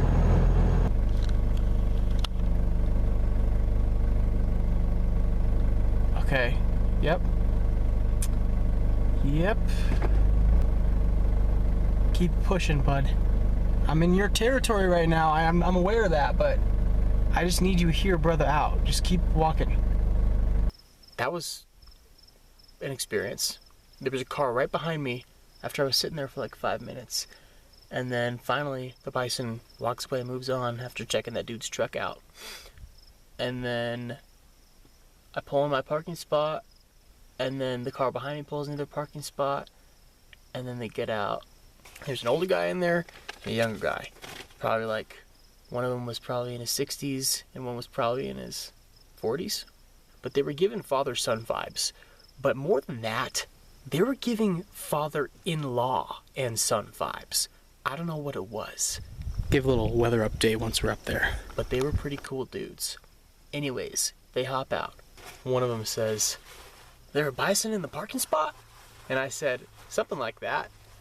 Saw they both had binoculars on, so I kind of assumed maybe they were a little bit of birders. Caught up to them later, to the younger guy pointing out a spotted towhee in the tree, and then we were kind of just talking a little bit about the birds and trying to find the towhee. Couldn't see him. He seemed pretty enamored by it, if that's the right word. And then they moved on, and then I moved on, and then this gal is walking up from behind us, and she's walking at a pace. Like, she's putting the steam on. She's putting the afterburners on. So I just kind of figured she's gonna be walking fast, so I let her pass too, and then keep walking up, make it to the top, and unfortunately found that there seemed to be some sort of chain blocking the lookout tower, the pathway, and that was just a total loss at that point. I don't know, like, unfortunately I just wasn't able to go up the tower because of this chain. I couldn't get around it, so that really sucked.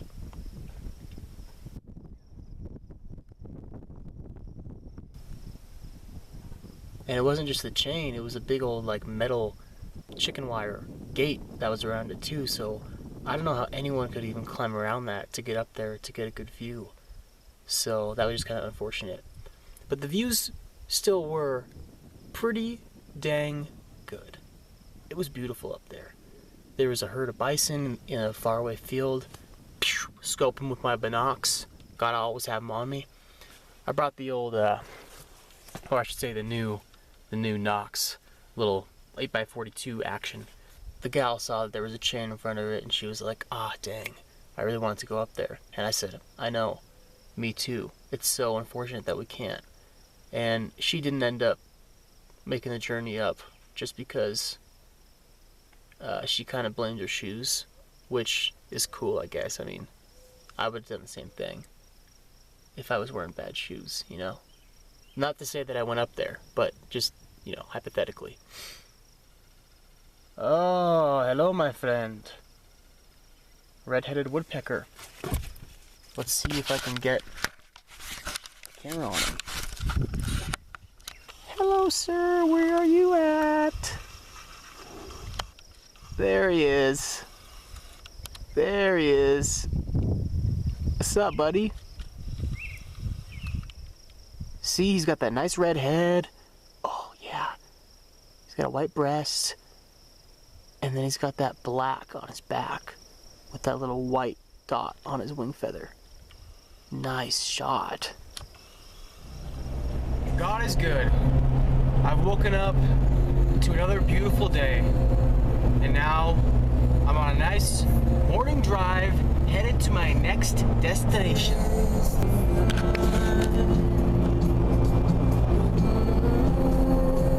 Well, hello there, good sirs. Just a couple of bison doing their bison thing. Don't mind me. Do not mind me.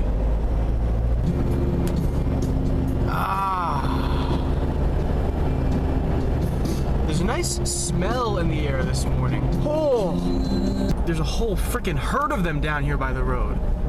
Okay, don't feel threatened. I'm just gonna pass by like a big, slow-moving van. A couple of them down there too.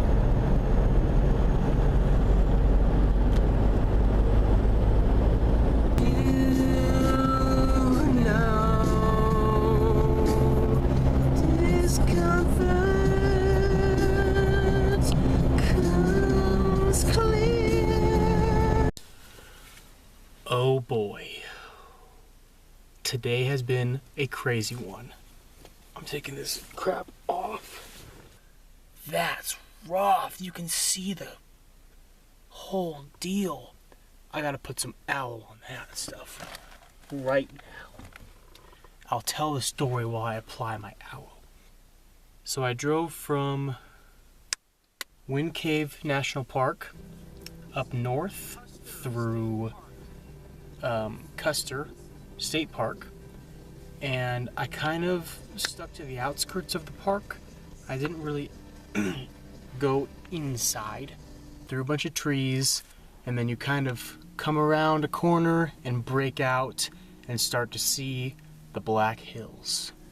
I started heading towards the Crazy Horse Memorial because that's kind of just one of the stops that was along the way, and I figured, why not just stop?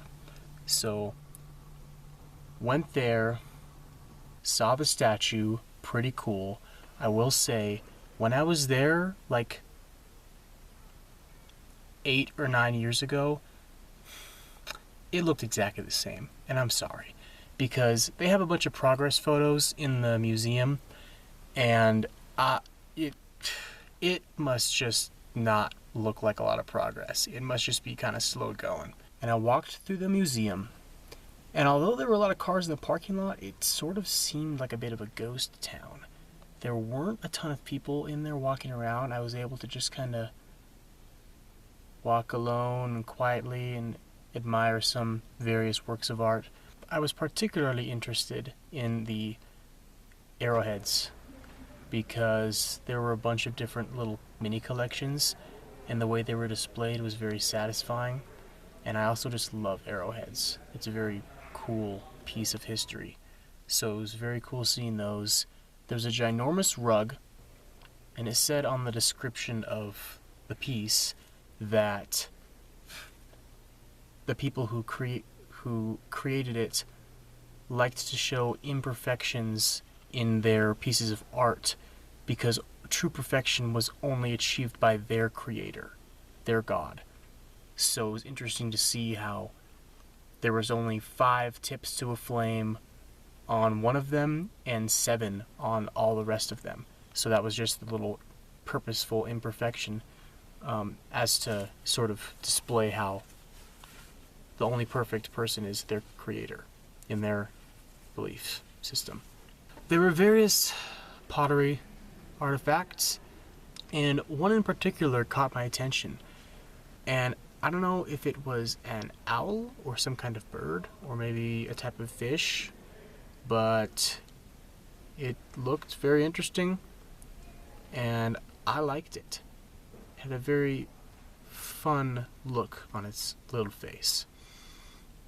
There was also a whalebone sculpture which looked like a little cartoon character, and that was pretty dang cool, I will say, because it was just unique. There was a lot of unique artifacts in there, which was very fun to go view.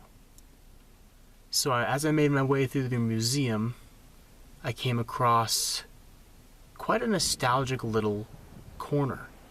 And as I walked up to this little rock pile, I sort of had a flashback memory of the last time I was there, and my dad and I walked over there, and I was really interested in rocks at the time, and I still am, but I just remember walking over there and looking at the rocks because it said on the info board that you can take a piece of the rock if you would like and leave a optional donation. After I was done at Crazy Horse, I started to make my way to Mount Rushmore National Memorial because that also happens to be in the Black Hills National Forest, so I figured might as well just see the sights. Pay the 20 or 15 or 20 bucks that it costs to get a parking pass and then just go see it. So, made my way through the Black Hills.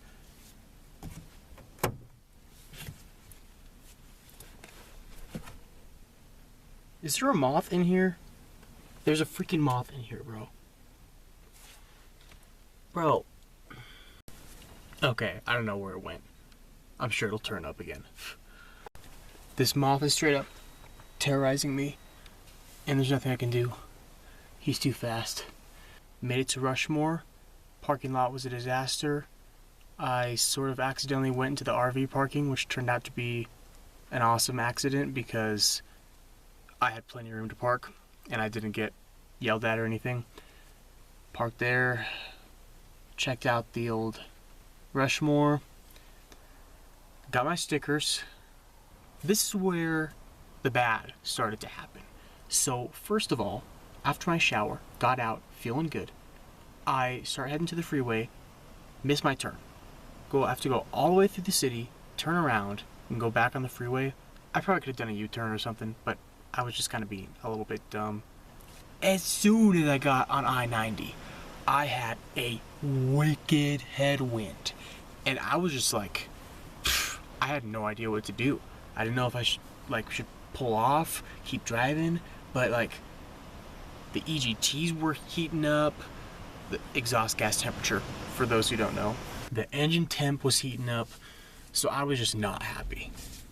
Stopped in Spearfish, grabbed some ice, grabbed some groceries, a Safeway chicken strip combo meal. Classic. The lady who packed it, she packed it totally full. She said, "We only have 2 chicken strips left. Do you want me to throw in something else too?" And I said, "Yeah, sure. I mean, why not?" Knowing full well I wouldn't be able to eat them all. So she threw in like 6 nuggets. So it was 2 strips, 6 nuggets, a bunch of Joes, and coleslaw. $8. And then I was headed off to the next spot, which was the Devil's Tower. Quite a sadistic name, unfortunately. I don't know why they couldn't have called it God's Tower or something, but even the name just kind of made me not really excited about going there. But I hadn't seen it before, really close, so I just wanted to see it. And I wasn't going to get a sticker because I didn't really want a sticker that said Devil's Tower. And I don't know if that's just me being old school, but not to say that there's going to be bad juju for me to put a Devil's Tower sticker on my van. I just don't like the name. It was cool. I was slightly disappointed. There she is. Kind of disappointment, honestly. By the time I get to the campsite, it's now going to be past 9, which sucks. I wish I would not have come on this detour, but I just thought of this really funny bit for some reason. Like, as I was coming back through, I was pissed because it said I had to pay $25 for entry, and I didn't realize they took America the Beautiful passes. So I asked when I went up to the window, very interesting guy, definitely on the spectrum, and I said, hello. Like, I pulled up and I just said hi, and he kind of just like looked at me with sort of blank look in his eye, and then I said, "You don't take America the Beautiful passes by chances, do you?" And he said, "Why, we certainly do." And so I didn't have to pay. I got it for free, so I'm in a little bit better of a mood now. But I pulled over here real quick just to like take a little. Where is it at? Take a little look at the tower again, and also put my stuff back in my wallet. And I just thought of a really funny bit of getting pulled over by a cop and him asking for your license, and then you give him the America the Beautiful pass. And it probably seems a lot funnier in my head, but I can imagine somebody acting it out the way that I'm thinking it, and it being super funny. Like, totally funny. I'm just...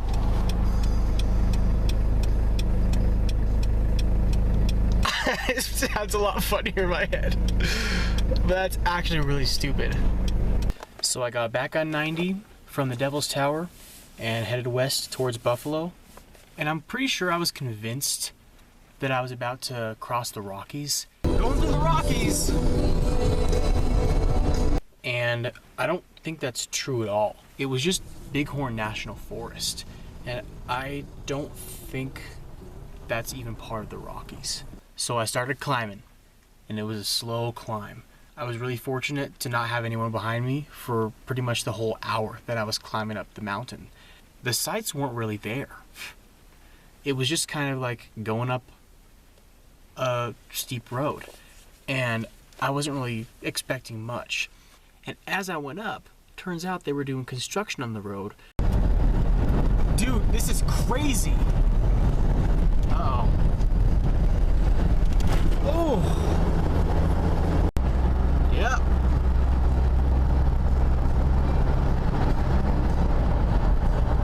Back to gravel, I guess. Oh. So as soon as we crested that peak and started coming back down, whew, easy breeze. It was nice. I was just cruising down, and then all of a sudden, mountains started to poke out, and I was driving through these rocks. They were just like sort of a dusty red beige color, and they were magnificent. It was just spectacular. I could go on and on about it. I'm just still thinking about it right now. Just the shapes, the juttiness, the colors, the green and the red contrasting against each other. I come into a little town called Ten Sleep. Very interesting name, but an extraordinarily charming town. Just kind of out in the middle of nowhere, it seemed like. And then after I go through Ten Sleep, I see the fields starting to display, and it's more farmland down there. There's some nice red rock, red dirt hills off in the distance, and it just completely changed scenery since on the east side of the mountains. I come into a little town I believe to be pronounced as Warland. Another quite charming town. It was just so nice and quiet and friendly seeming, and I just passed through, but I saw 3 boys ride down the street on their bikes just after they left the house, turn around, waved to their sweet mother as they rode off. I took a little side highway. I believe it was 431. And let me tell you, that was amazing. I don't think I saw more than 5 other cars on the whole stretch. I reached an area that looked a little bit familiar. They kind of looked like Badlands, and I was confused because I didn't know Wyoming had Badlands, but it turns out they do, and you can see them from 431. These particular Badlands were called the Gooseberry Badlands, not associated with the Gooseberry State Park that I stayed in Minnesota. It just happens that they share a name. The rolling hills, the sun was kind of lighting them up with that late afternoon, early evening, golden hour glow.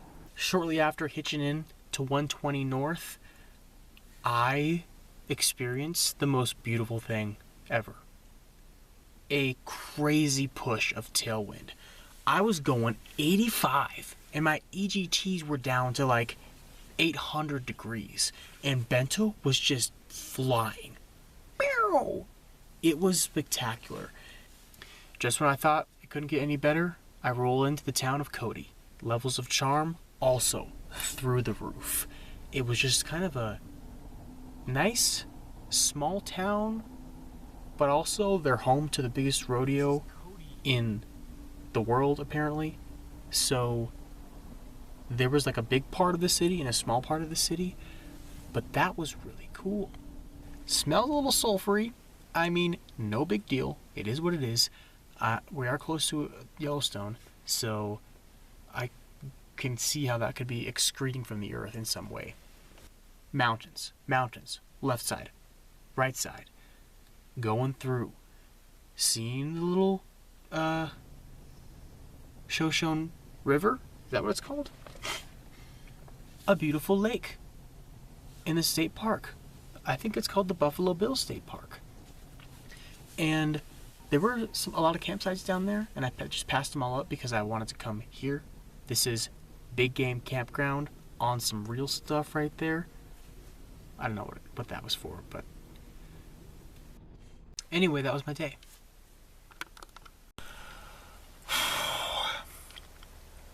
Good morning. I'm so glad I drove that far yesterday. Last night when I pulled up here, I did a loop on the campsite, and then I noticed there was a car behind me doing a loop as well, and then we both pulled up to the self-serve fee area station. We both got out and kind of just greeted each other. His name was Andreas.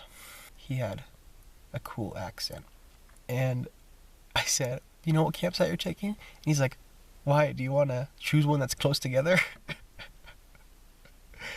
I thought that was funny. I've been having trouble with this window cover. It keeps falling off. And it was really bad when I was sleeping on a slant at Wind Cave National Park because I was sleeping to the side like this, being pushed to the side, and then the gravity kept like wanting to pull that back down. Terrible. Whoever cut those out did a horrible job. Definitely was not me. We got plenty of room. My only complaint is this net because I like to hang my fan from that ring right there. And that's kind of the only thing I really need it for. You do see I have some stuff in there, but that's only because the net is there. And I have too much stuff in this van as it is.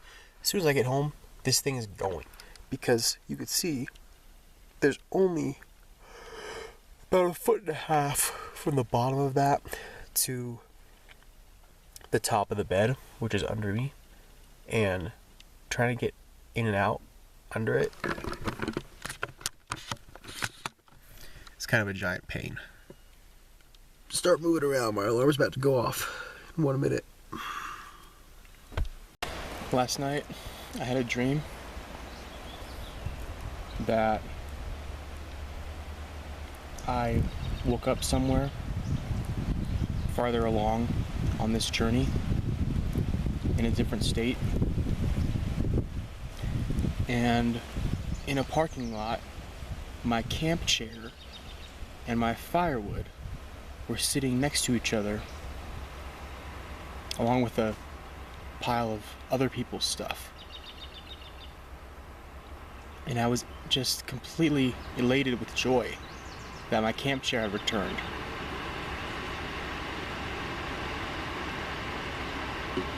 But unfortunately, I woke up this morning to a pit toilet and no camp chair. Just made myself a nice big old breakfast. 3 eggs, 4 sausages, 2 pieces of toast with jam, and my wake me up. Every day I've been reading out of this little devotional book that my dad got me. It is 1 Minute with God for Men. It's 365 daily devotions, and they're super quick little reads, just like single page reads. So this morning on June 10th, we are talking about competition. Move up or move over. Winning isn't everything. It's the only thing.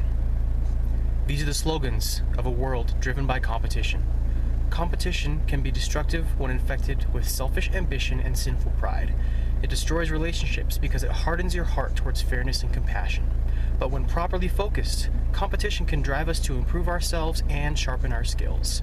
The Apostle Paul was competitive, and God used his verbal and organizational skills to reach enormous numbers of people for Jesus while establishing churches throughout the world. Competition should bring out the best in you, not the worst.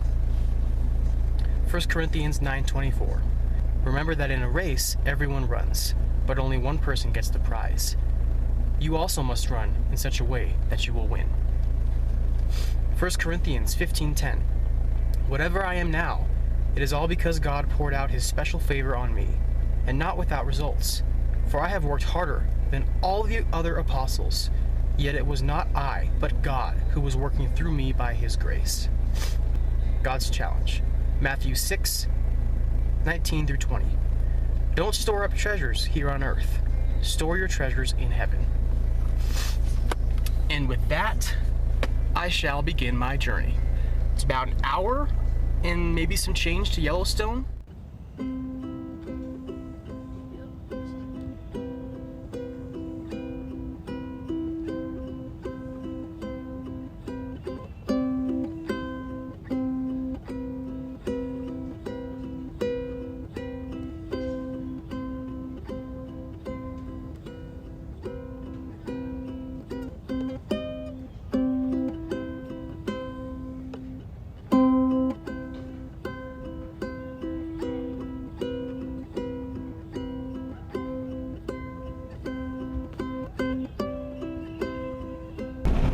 I was just thinking about yesterday when I went to go get groceries. I go back out to the van and start putting everything away, and then this older guy comes up to me. He's probably in his 80s, and he says, where's that plate from? And I said, Japan. It's a Japanese plate. I'm not from Japan, but the van is. And he said, oh, thank you, that's cool. And then he said, must be quite the lady catcher. Must be quite the lady grabber. And I said, Hasn't worked yet. And he said, well, keep trying. It's a great conversation starter. Look at that beauty. Holy moly. Look at all the geese. Hello, geese. What a nice view you guys have. There were a bunch of people pulled over up there with cameras. I don't know if they were photographing bears or an owl. It didn't seem really owly. My plan was drive through Yellowstone and camp on the other side. And I say was because that plan changed. Once I got to Yellowstone, it was about 12 o'clock. And I decided to just book a campsite. So I made it to the Fishing Bridge Visitor Center. Went in there, checked it out. They had a very interesting museum full of taxidermied birds. And it was very cool to be able to see them that close, life-size, even though they weren't alive necessarily, you know. I decided to head up north, where I stopped at the Mud Volcano. And by the time I stopped there, it had started snowing. Quite heavily, actually. Alright, well this was pretty unexpected. I guess I didn't check the weather, but it's totally snowing right now. Like big old flakes. So this is kind of sick. Definitely gonna have to change my attire out. Put some real pants on. I just went and walked that trail and it was crazy. The snow is falling. And I was pretty much the only one up there at the top. Everyone else was just stopping. And when I looped back around, there was a giant herd, well not giant, there was a herd of bison, like 20 feet off the trail. And I probably should have turned around and came back, but I just walked past them. I didn't stop and like stare at them because I didn't know if they'd get aggressive with me. But as I came back around and looped down, there were cones that said the trail was closed, but they weren't there on the way up. So, oops, but this is crazy. I mean, everyone was like geared up in their snow stuff, got their umbrellas, and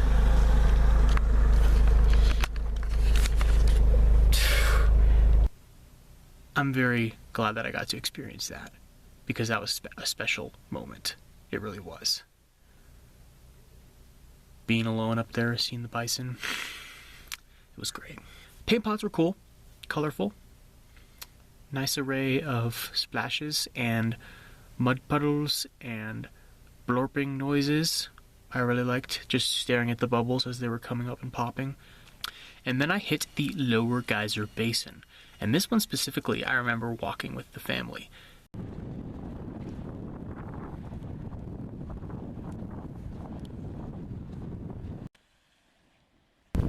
It's so funny listening to other people's conversations and not like being a part of them. I don't know, just like this couple was just passing by and they were like, the woman was like, I told him to wait for me at the visitor center and he didn't wait for me. Or I told him I would wait for him at the visitor center, but then like something. And then the husband was like, well, how long was he waiting? And then, yeah, that's pretty much it. But I just think it's funny. So far, I also remember like all of these little boardwalks. I remember walking all of them when we were here with the fam. So that's fun. I made a trip down to the old Grand Prismatic Spring. There were a ton of people there. It was unbelievable.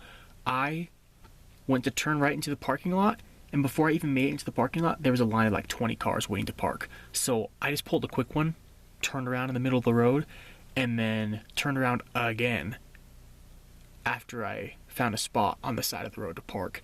So then I had to walk to the springs.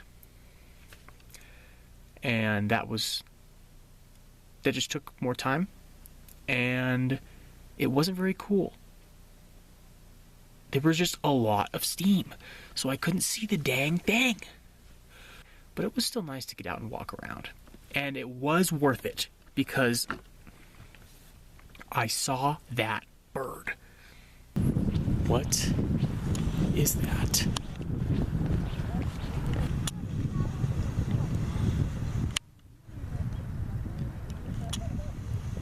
What is that?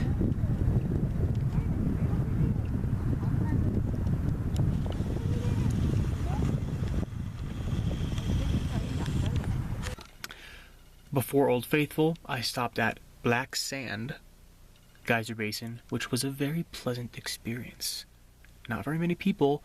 I just walked around, did my thing, chilled out, had fun, saw some birds, loved it.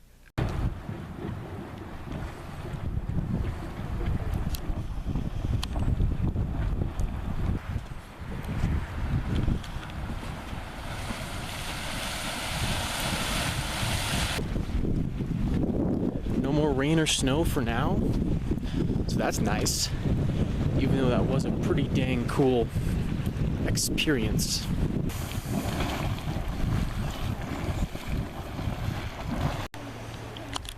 Some waterfowl action over there.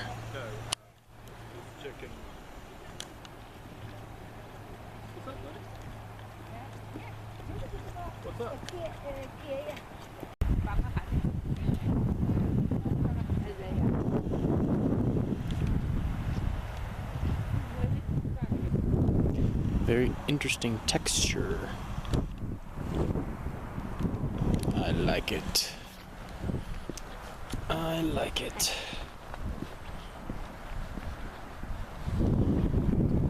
Too bad I can't see the rainbow pool. It turns out that weird bird at the Grand Prismatic Spring was an American avocet. A-V-O-C-E-T. Pretty sure that's how it's pronounced. But it's a lifer. It's really cool because the bill was just turned in a very unique way. These bacteria mats are so cool.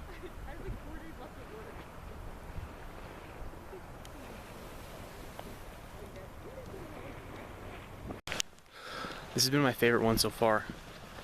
Black Sand Geyser Basin, I believe is the name. Mostly because there's not a lot of people, but also there's some really active geysers happening in here. Like the one over there was just spurting up like a minute ago. And like literally there's 3 cars in the parking lot right now, including my van. Yeah, check out those bubbles. What's the sign at?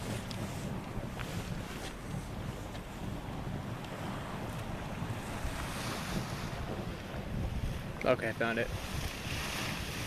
There it goes.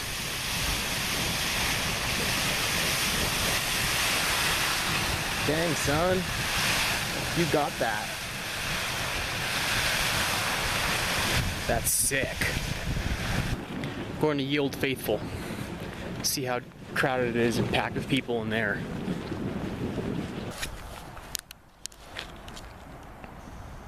Bento. This is the sticker selection so far. Gotta add my, my Yellowstone sticker now. The ravens here are incredible. They are large, they are vocal, they have more of a, like, hooked top half of their beak than the ones I see around home. So I think they're still considered a common raven. Big fat raven dude.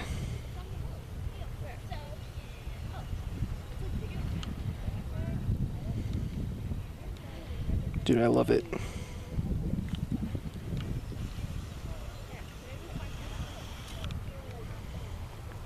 And then the Old Faithful. I decided that would be my final stop before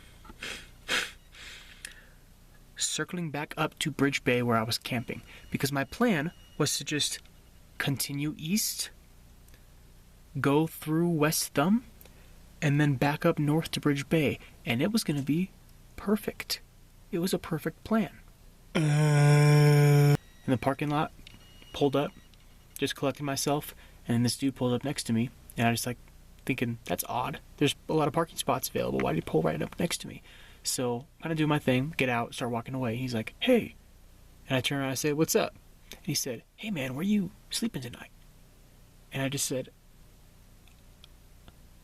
I booked a campsite. Why do you ask? And he just said, well, I know there's no dispersed camping here in Yellowstone, so I was just wondering where you were going to sleep.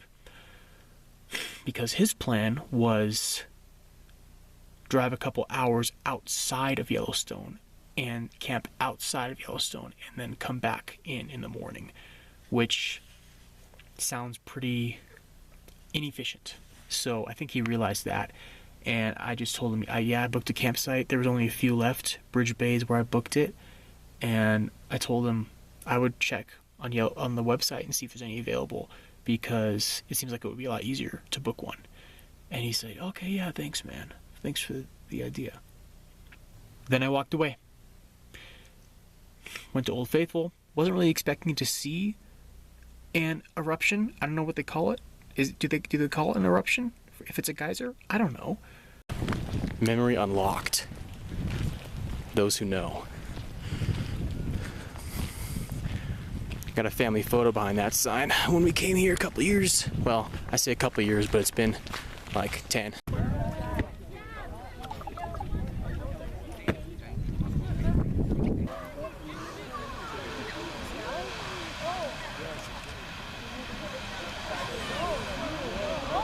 Yep, there you go.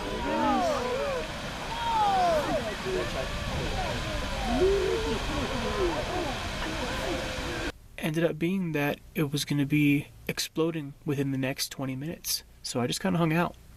And again, the steam was crazy because it's cold. So it was kind of hard to see the water. I decided I was going to head back to camp. And when I went back to my van, the guy that parked his truck next to me was also just happened to get there. And I got in my van, I rolled the window down because he was outside still, and he came up to me and I said, did you get a campsite? And he said, yeah, I booked one. It was the last tent site in Bridge Bay. And I said, nice. And then he said, did you watch Old Faithful blow her load? I sure did. And then he just said, yeah, I'm headed to Bridge Bay now, so I'll see you there. And I said, yeah, see you there. So, started heading back east towards West Thumb. And unfortunately, before we made it 10 minutes, the road was closed. And it was just a bummer because it was an hour from where we were to the campsite. And it only tacked on an extra 35-40 minutes, but I had to go all the way back around the same way that I had already come. But the one thing I will mention is it was a very beautiful drive in the afternoon evening. Since the snowstorm was crazy this morning and early afternoon, I didn't really see much of the valley, but going back through it on the way around back to camp was just beautiful, mesmerizing even. Just the creeks and the rivers flowing through this grassy valley, bison out in the fields, there were deer out in the fields, there were elk out in the fields, there were people pulled over on the side of the road with their tires still over the fog line, so I just passed by them super close by to let them know that they were, shouldn't be doing that. I shouldn't have done that, but I was just being spiteful. Oh, it's a bison! I've never seen the bison before. Maybe it's because I've seen so many bison so far on this trip, literally every park I've been to.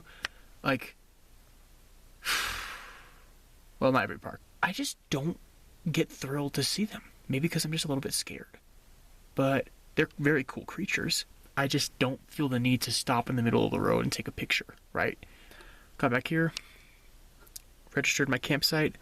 The sweetest lady helped me. And she saw my shirt that I got at Wall Drug. And she said, "Oh, I used to go down there all the time in my Sturgis days, but not anymore." I tried pan frying some raw bratwurst, and I should have just thrown them away. Like, it was kind of a pain. Like, I guess cooking is just a pain, but like, I seared both sides, and then I put water in and let it simmer, and it took like 20 minutes.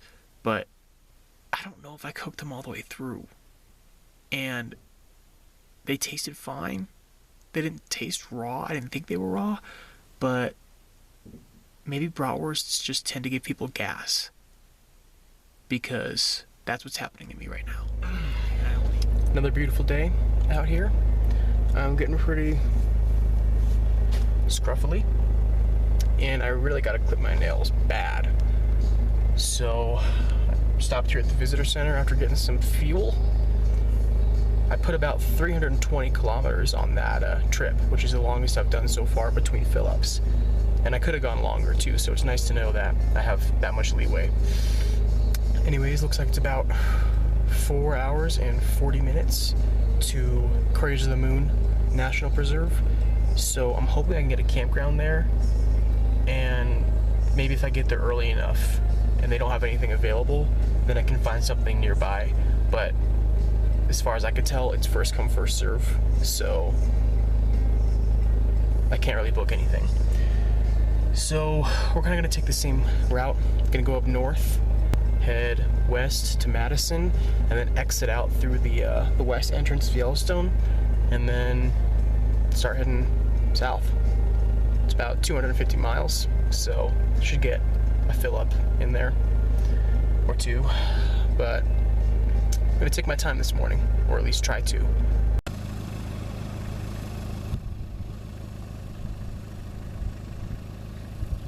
I saw some swallow action, so I had to pull over and check it out.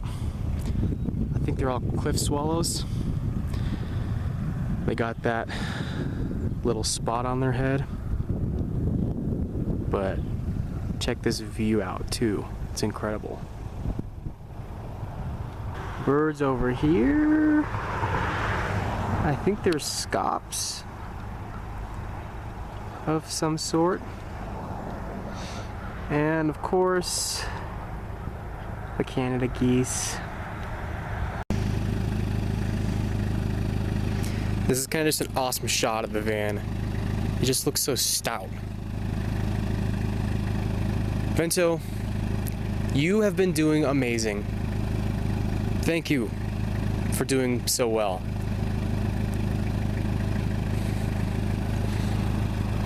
I added to the stickers. Got my Yellowstone one up there now.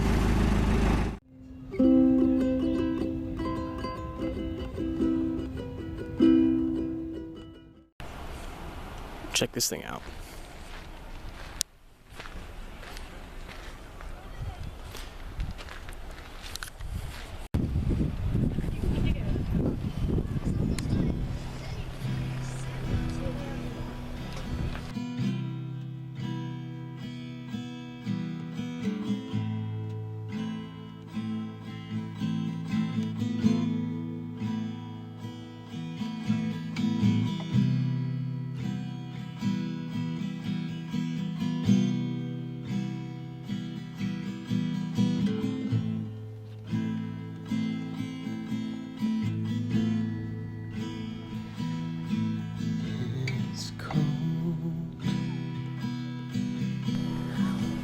I like this one. In my skin.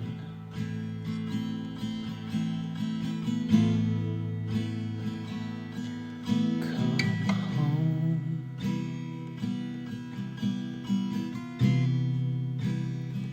It's not a sin.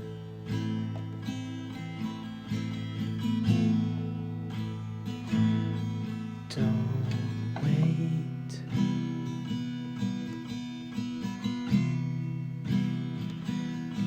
For too long,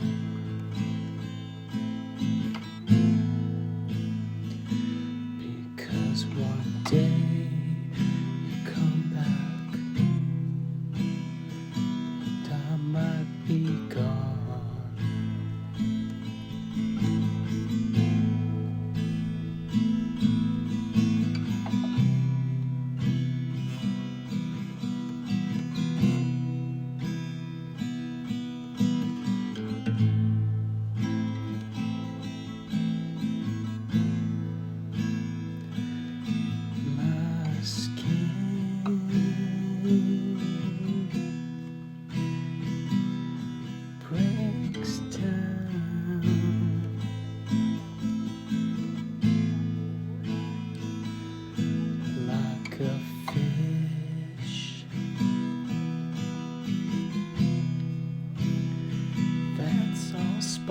out.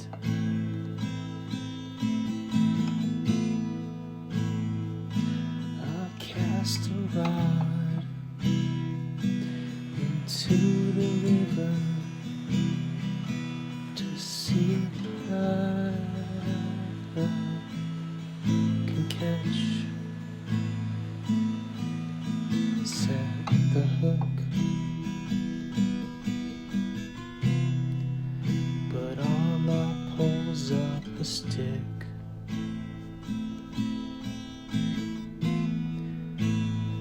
The stick says to me, you're free, go wander, but that's just me. Alright, we are officially leaving the park. Don't apply to the stick. Bye, people. Bye, Yellowstone. Why are you talking? You're a stick. Freedom, it says, is the way you can live. And I know I'm a stick, but that don't mean I can't say to you. Craters of the moon. The landscape changed drastically. Live your life.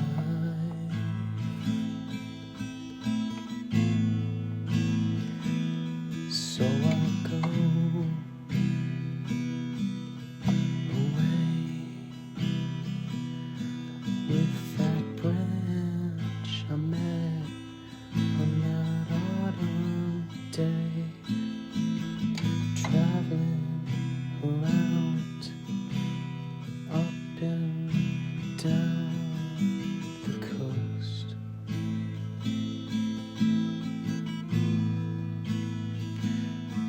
Then I fall down the cliff, and I'm holding on to my friend's the stick.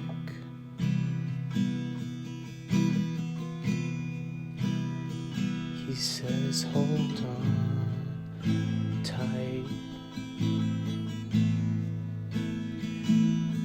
I will try with all my stick strength to save you.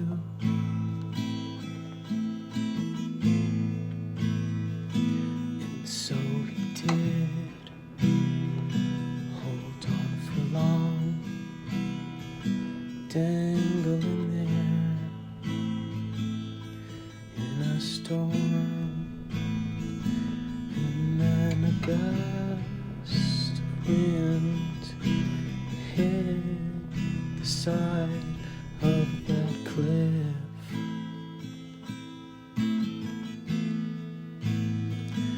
And the stick, he said, I'm sorry, friend, I think I'm about to break.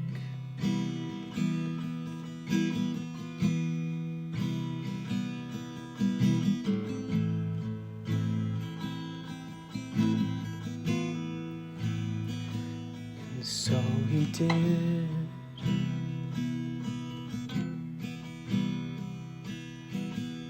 So I fell.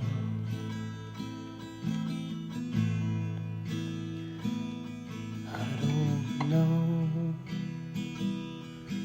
what happened after I hit the ground.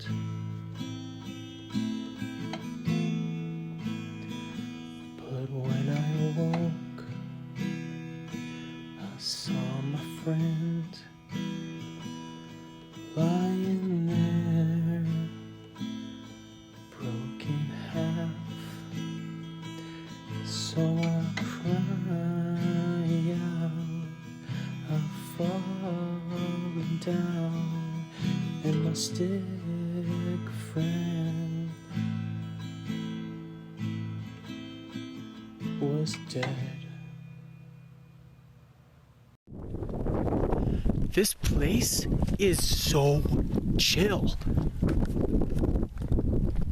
I mean, I'm the only one in this parking lot right now. And anywhere else, any other park, be crawling with people still. But this is dope.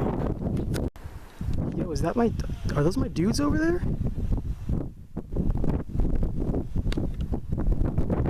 Is that Calvin and Alejandro, bro?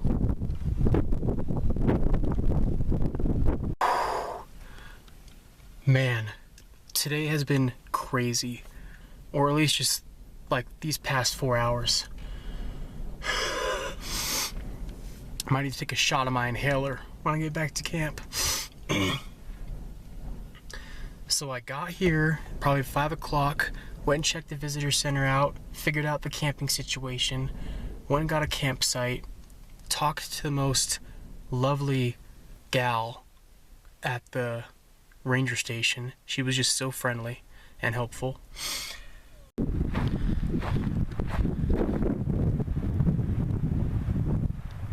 As enticing as this is, I am not prepared. So you can backcountry camp in here. Oh man, that is so cool. I've got to come back here. I'm just gonna hit the little broken top loop trail. Pretty cool. Nice color on that one. Those are cool.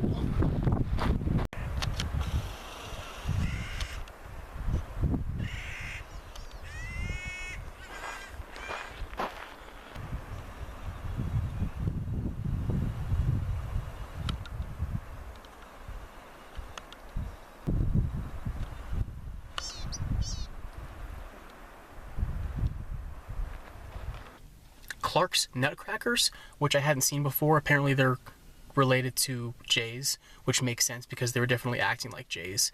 And that's what I was kind of confused about that I heard. Pulled up here, ran halfway up the cone, and then saw some cool stuff. It was incredibly windy up there. And there was this tree that was just looked like it was barely hanging on. The roots were all exposed. And the tree was leaning in the direction of the wind because it gets blasted so hard up there. Now that I'm down here, it's still windy, but it was so windy up top. It was unreal. And the tree was alive and well. It was some type of coniferous tree, not totally sure what it was. Cones were growing on it. It still had nice green needles, even though it just looked like it was dead wood on the bottom. It was just amazing. And that was kind of a special moment, being up there with the wind and the sunset. Although the sunset wasn't particularly incredible, it still had a very nice ombre effect on the sky. Just kind of blue into orange, into pink, into purple. Just kind of a subtle effect. Pretty sure I saw my buddies down over there. Calvin and Alejandro. Had a couple cool dudes. Calvin and Alejandro. They were around town from Chicago, Illinois for their buddy's wedding ceremony. I would have given them a shout, but they would not have been able to hear me. Also pretty sure there's some mountain bluebirds here. And I'm pretty sure I saw one, but I'm not positive.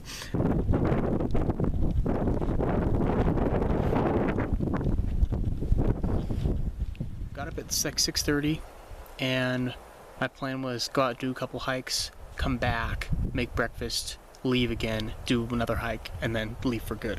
And that's pretty much what I did. I just walked from the campsite, did the North Crater Flow Loop, pretty easy trail, very interesting path. It was nice pavement poured on a suspended platform, and they used like tubular iron that went into the ground to suspend it. I hadn't ever seen anything like that before. It was interesting to sort of just learn the information about how some of these formations came to be, and I was just really infatuated by the big pieces of rock that were just like there. And this one in particular was apparently a cone that the lava had like pushed apart. North Crater trailhead. I wanted to go see the North Crater. Walked up it, elevation was kicking my butt like crazy. I was just heaving and hoeing and just kind of felt my chest tighten up a little bit, just like trying to breathe. Lava flow after I had crested the peak and sort of looked down at the crater. Pretty cool lava flow. Just looked like hardened lava. Nice little field there. And then I turned around and walked back. Made a nice little breakfast. Checked out this little nature trail. That was another easy walk because I really wanted to check out the lava trees and also the tree molts. But I'm just gonna have to go back. It's gonna give me a reason to go back. Little flowers. I can't even tell you how nice it is to walk on a paved path like this. I just went crazy yesterday and did too many things, I think. I was just getting after it. Not even just too many things, but I think I just went too hard. Like, running up parts of the hikes was definitely unnecessary, and I can kind of feel it in my lungs today, but that could also be especially because of the elevation, because I know it's higher here. I was just walking along and I saw these little footprints. They look like, I don't know, small creature. Oh, giant snake.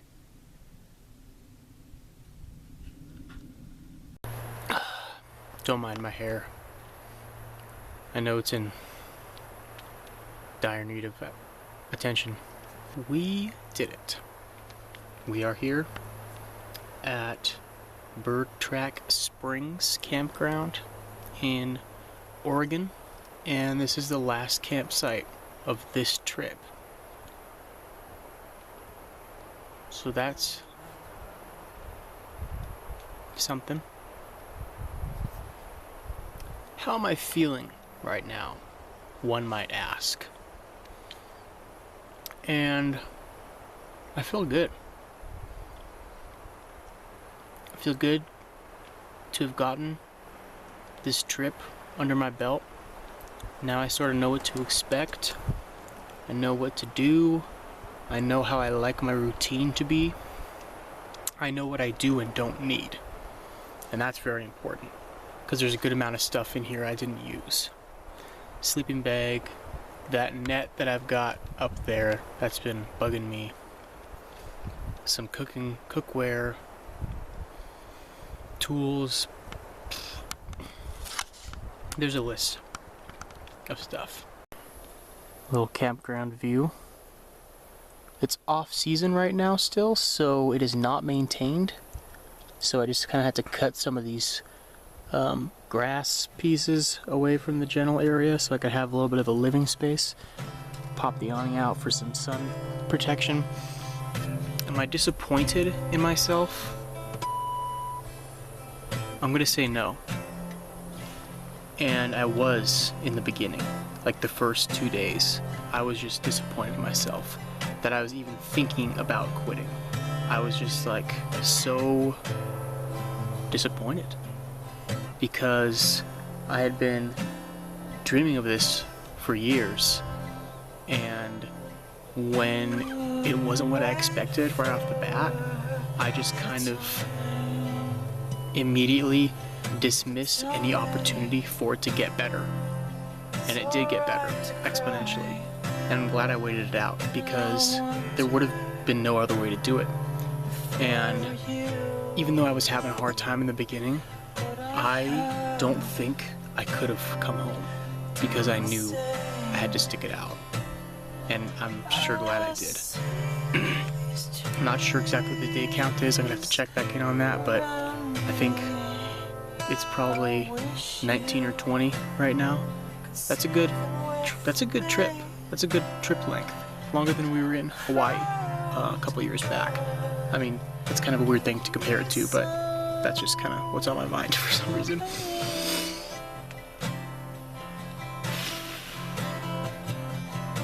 I'm excited for my next trip. I'm excited that I had the opportunity to do this. And I have parents who are supporting of me, and they just want for me what makes me happy. And they really kind of helped me stick this through.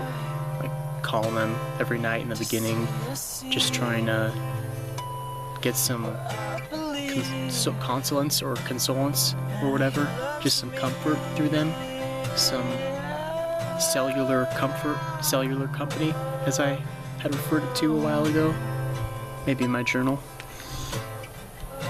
But now the calls have been fewer and far in between, just because I've been busy and I don't need to talk to them right now, and I kind of did in the beginning, but I still, like to call them and just kind of see what's up. So I'm not home yet, but this trip has been a great success, and I think the fact that I made it to Lake Superior really just solidified not being disappointed, because that's kind of what my unspoken goal was, I guess.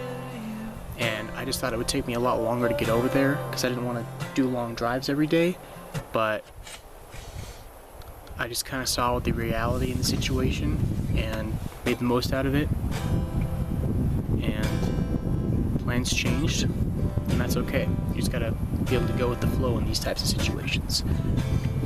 Things I'm gonna change from next time. Definitely planning. And there's been so many instances on this trip where I'd stayed in a certain spot and I wished I would have had longer there, because I just felt rushed to see everything, because I had kind of come up with a plan on the fly. So I just kind of wanted to keep the plan moving. And if I saw something that was interesting to me, I kind of just glazed over it. But planning in the sense of doing research and making a route, not necessarily having to book campsites in advance, but just knowing where I'm gonna go and what I'm gonna do. Because like I said, I'm a little disappointed, not in myself, but in the situations where I wished I would have had more time. And I guess the reality is I could have had as much time as I wanted. This trip, I have no deadline, I have nowhere to be, but I think just in the beginning, once I started getting antsy to just kind of keep moving and was getting homesick, I just wanted to get it done, get the trip done. So I felt like spending more time on certain things would elongate it, which it would have. But now for the future, I know to plan ahead better and figure out what I want to see before I go, because it's always good to have a plan. It feels good to have a plan. When I left this morning, I didn't have any service, but I stopped at a gas station, got some ice for my cooler, filled up, and then made a plan, because I didn't know where I was going to stay tonight. So just looking on Google Maps and finding the campsite and knowing you're going to look there first feels good. It feels good to have a plan and just know what you're going to do. So I know that about myself now. And I was trying to be spontaneous on this trip, but that just doesn't really align with my personality. And spontaneity is good in some occasions, like when you want to go spontaneously jump into a freezing lake, or maybe spontaneously do some really weird activity that you weren't expecting, or spontaneously strike up a conversation with someone. Just those things. But not so much spontaneously leave leave and not know where you're going. And that's where I failed, in a sense. I think failed is a strong word. That's where I faltered. I'm glad I got here early so I can just kind of chill and relax. We're back to Pacific Standard Time now. I think they call it PDT or something. I don't know what the D stands for. Anyway. But I'm gonna clip my nails. Can't wait to take a shower when I get home. I'm excited to see my parents. I'm excited to see my dog. My dad really likes Dutch Brothers, and he sent me a picture the other day that a bunch of states, or at least the states with Dutch Brothers in them, released state-specific stickers. And he just said, if you're going through any of these states and you pass Dutch Brothers, can you go and see if you can get me a sticker? And he really wanted the Idaho one. It has a potato on it, just with sunglasses on. And she comes back with this. Success. My goal has been accomplished. I was kind of almost getting a little bit choked up thinking about it. And it is about people. Meeting people, talking to people, communicating with people, building sort of quick little interconnectional relationships with people. And then they're gone. And I think it's kind of disappointing to meet new people and not to really hit it off per se, but you get along, you're talking well, you have similar interests, and then you don't share contact info, and then, yeah, they're cool. You're probably never gonna see them again, right? There's been a couple people I've met like that so far on this trip, and I am kind of sad, but at the same time, I think it's kind of beautiful, actually, in a way, because you're just being humans, and you're gonna be a really short part of their life, but it might be meaningful just in the fact that you brought them joy for that moment, that you brought them company for that moment. Like those guys I met yesterday who were looking at birds. They brought me some company in that moment, and that was much needed. It felt rewarding in a way, you know, to talk to somebody and then be able to sort of get comfort in company. Especially when I'm solo traveling like this, because having no one to really share the experiences with kind of is sad. So when I can share experiences with people, even if I'm not gonna know them for the rest of my life, it's still something that I feel like should be cherished. And I just think that passing through of each other's lives can be a good thing. It just makes you grow. It allows you to talk to people and maybe get out of your comfort zone to have some conversations, and maybe it'll open up new opportunities. Okay, I made a little bit of a detour, I guess you could say. And guess what I spotted?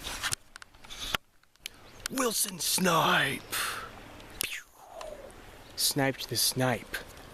I heard him over there across this river on the other side, and I couldn't see him. I was like, crap. He was going, and then I was just standing here waiting, and then there he goes. He flies across and around and over to that side, and they landed right over there. Oh, there's a spotted sandpiper.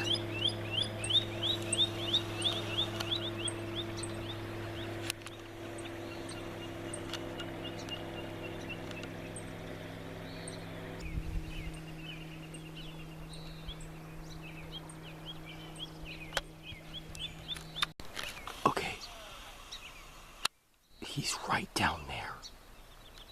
The Wilson snipe. He just poked his head out. And then he disappeared. There he is.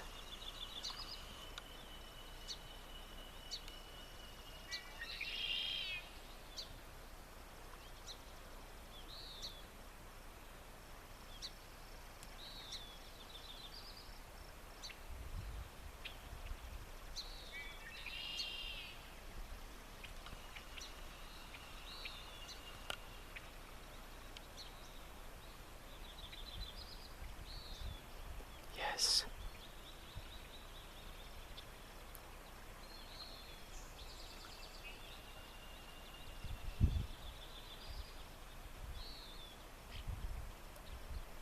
Oh my gosh. The Wilson snipe, dude. This is awesome.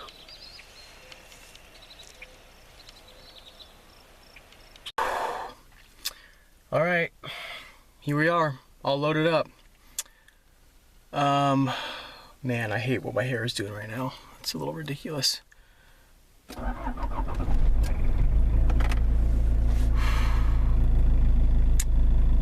All right.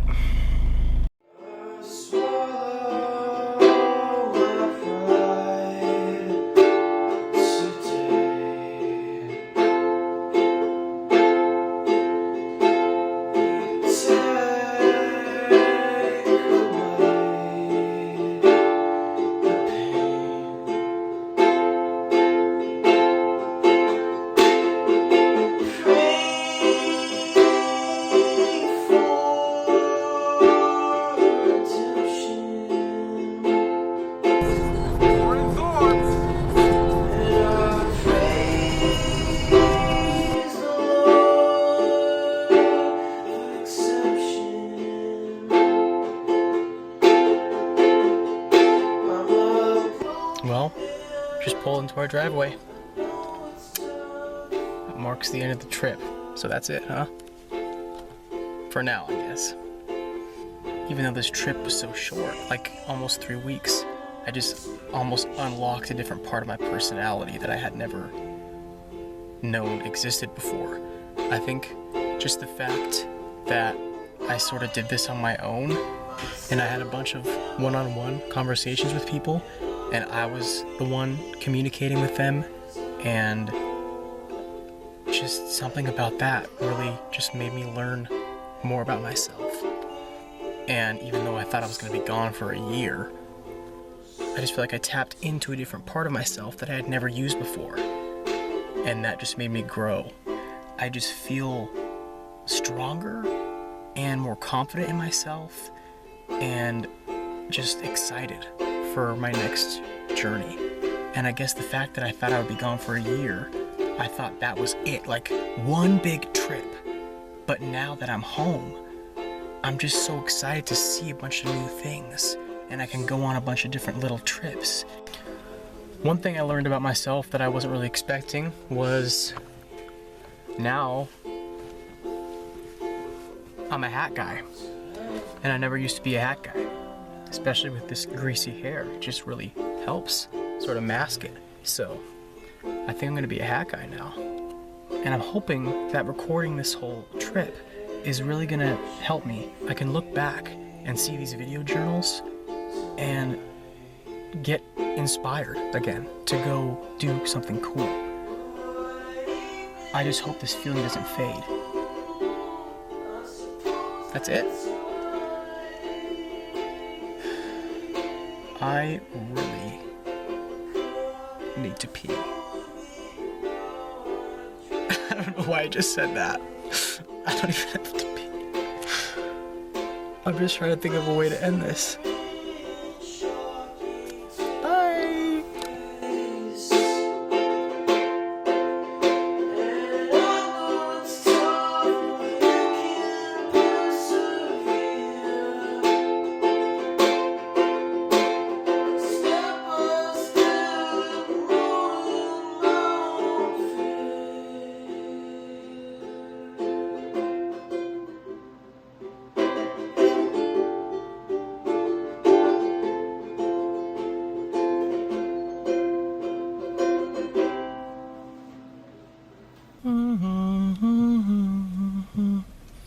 Oh crap, it's the blue and red.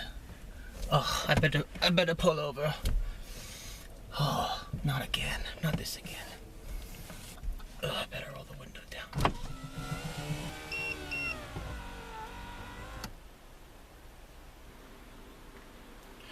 Good afternoon. This is Officer James with the Syphilis County Police Department. I do just want to let you know my body cam is currently on, recording video and audio for both your and my Hi, safety. officer. Any idea why I'm stopping you today?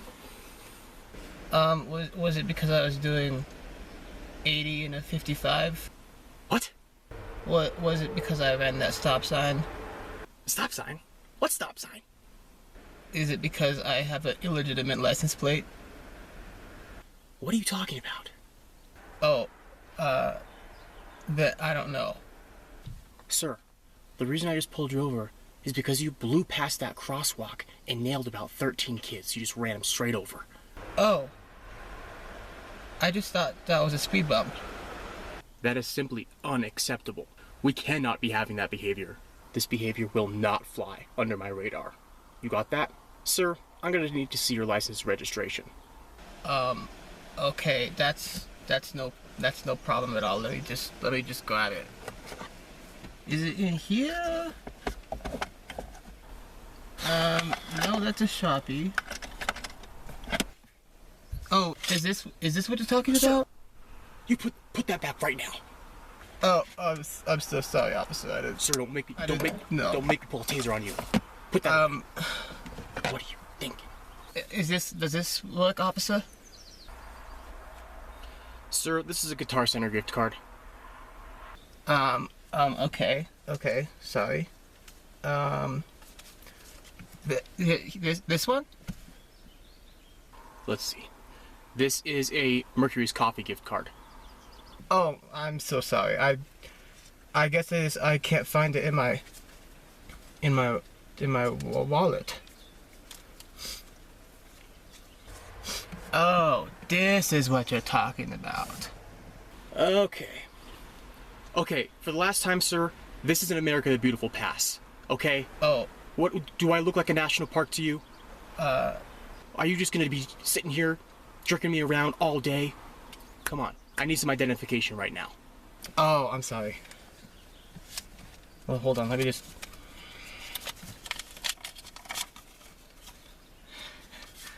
Here. Just forget this ever happened. Oh.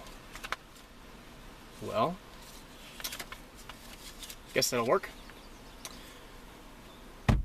Alright, well, you have yourself a nice day. You are free to go. But I've got my eye on you. Thank you so much, officer. Have a very nice day. Alright.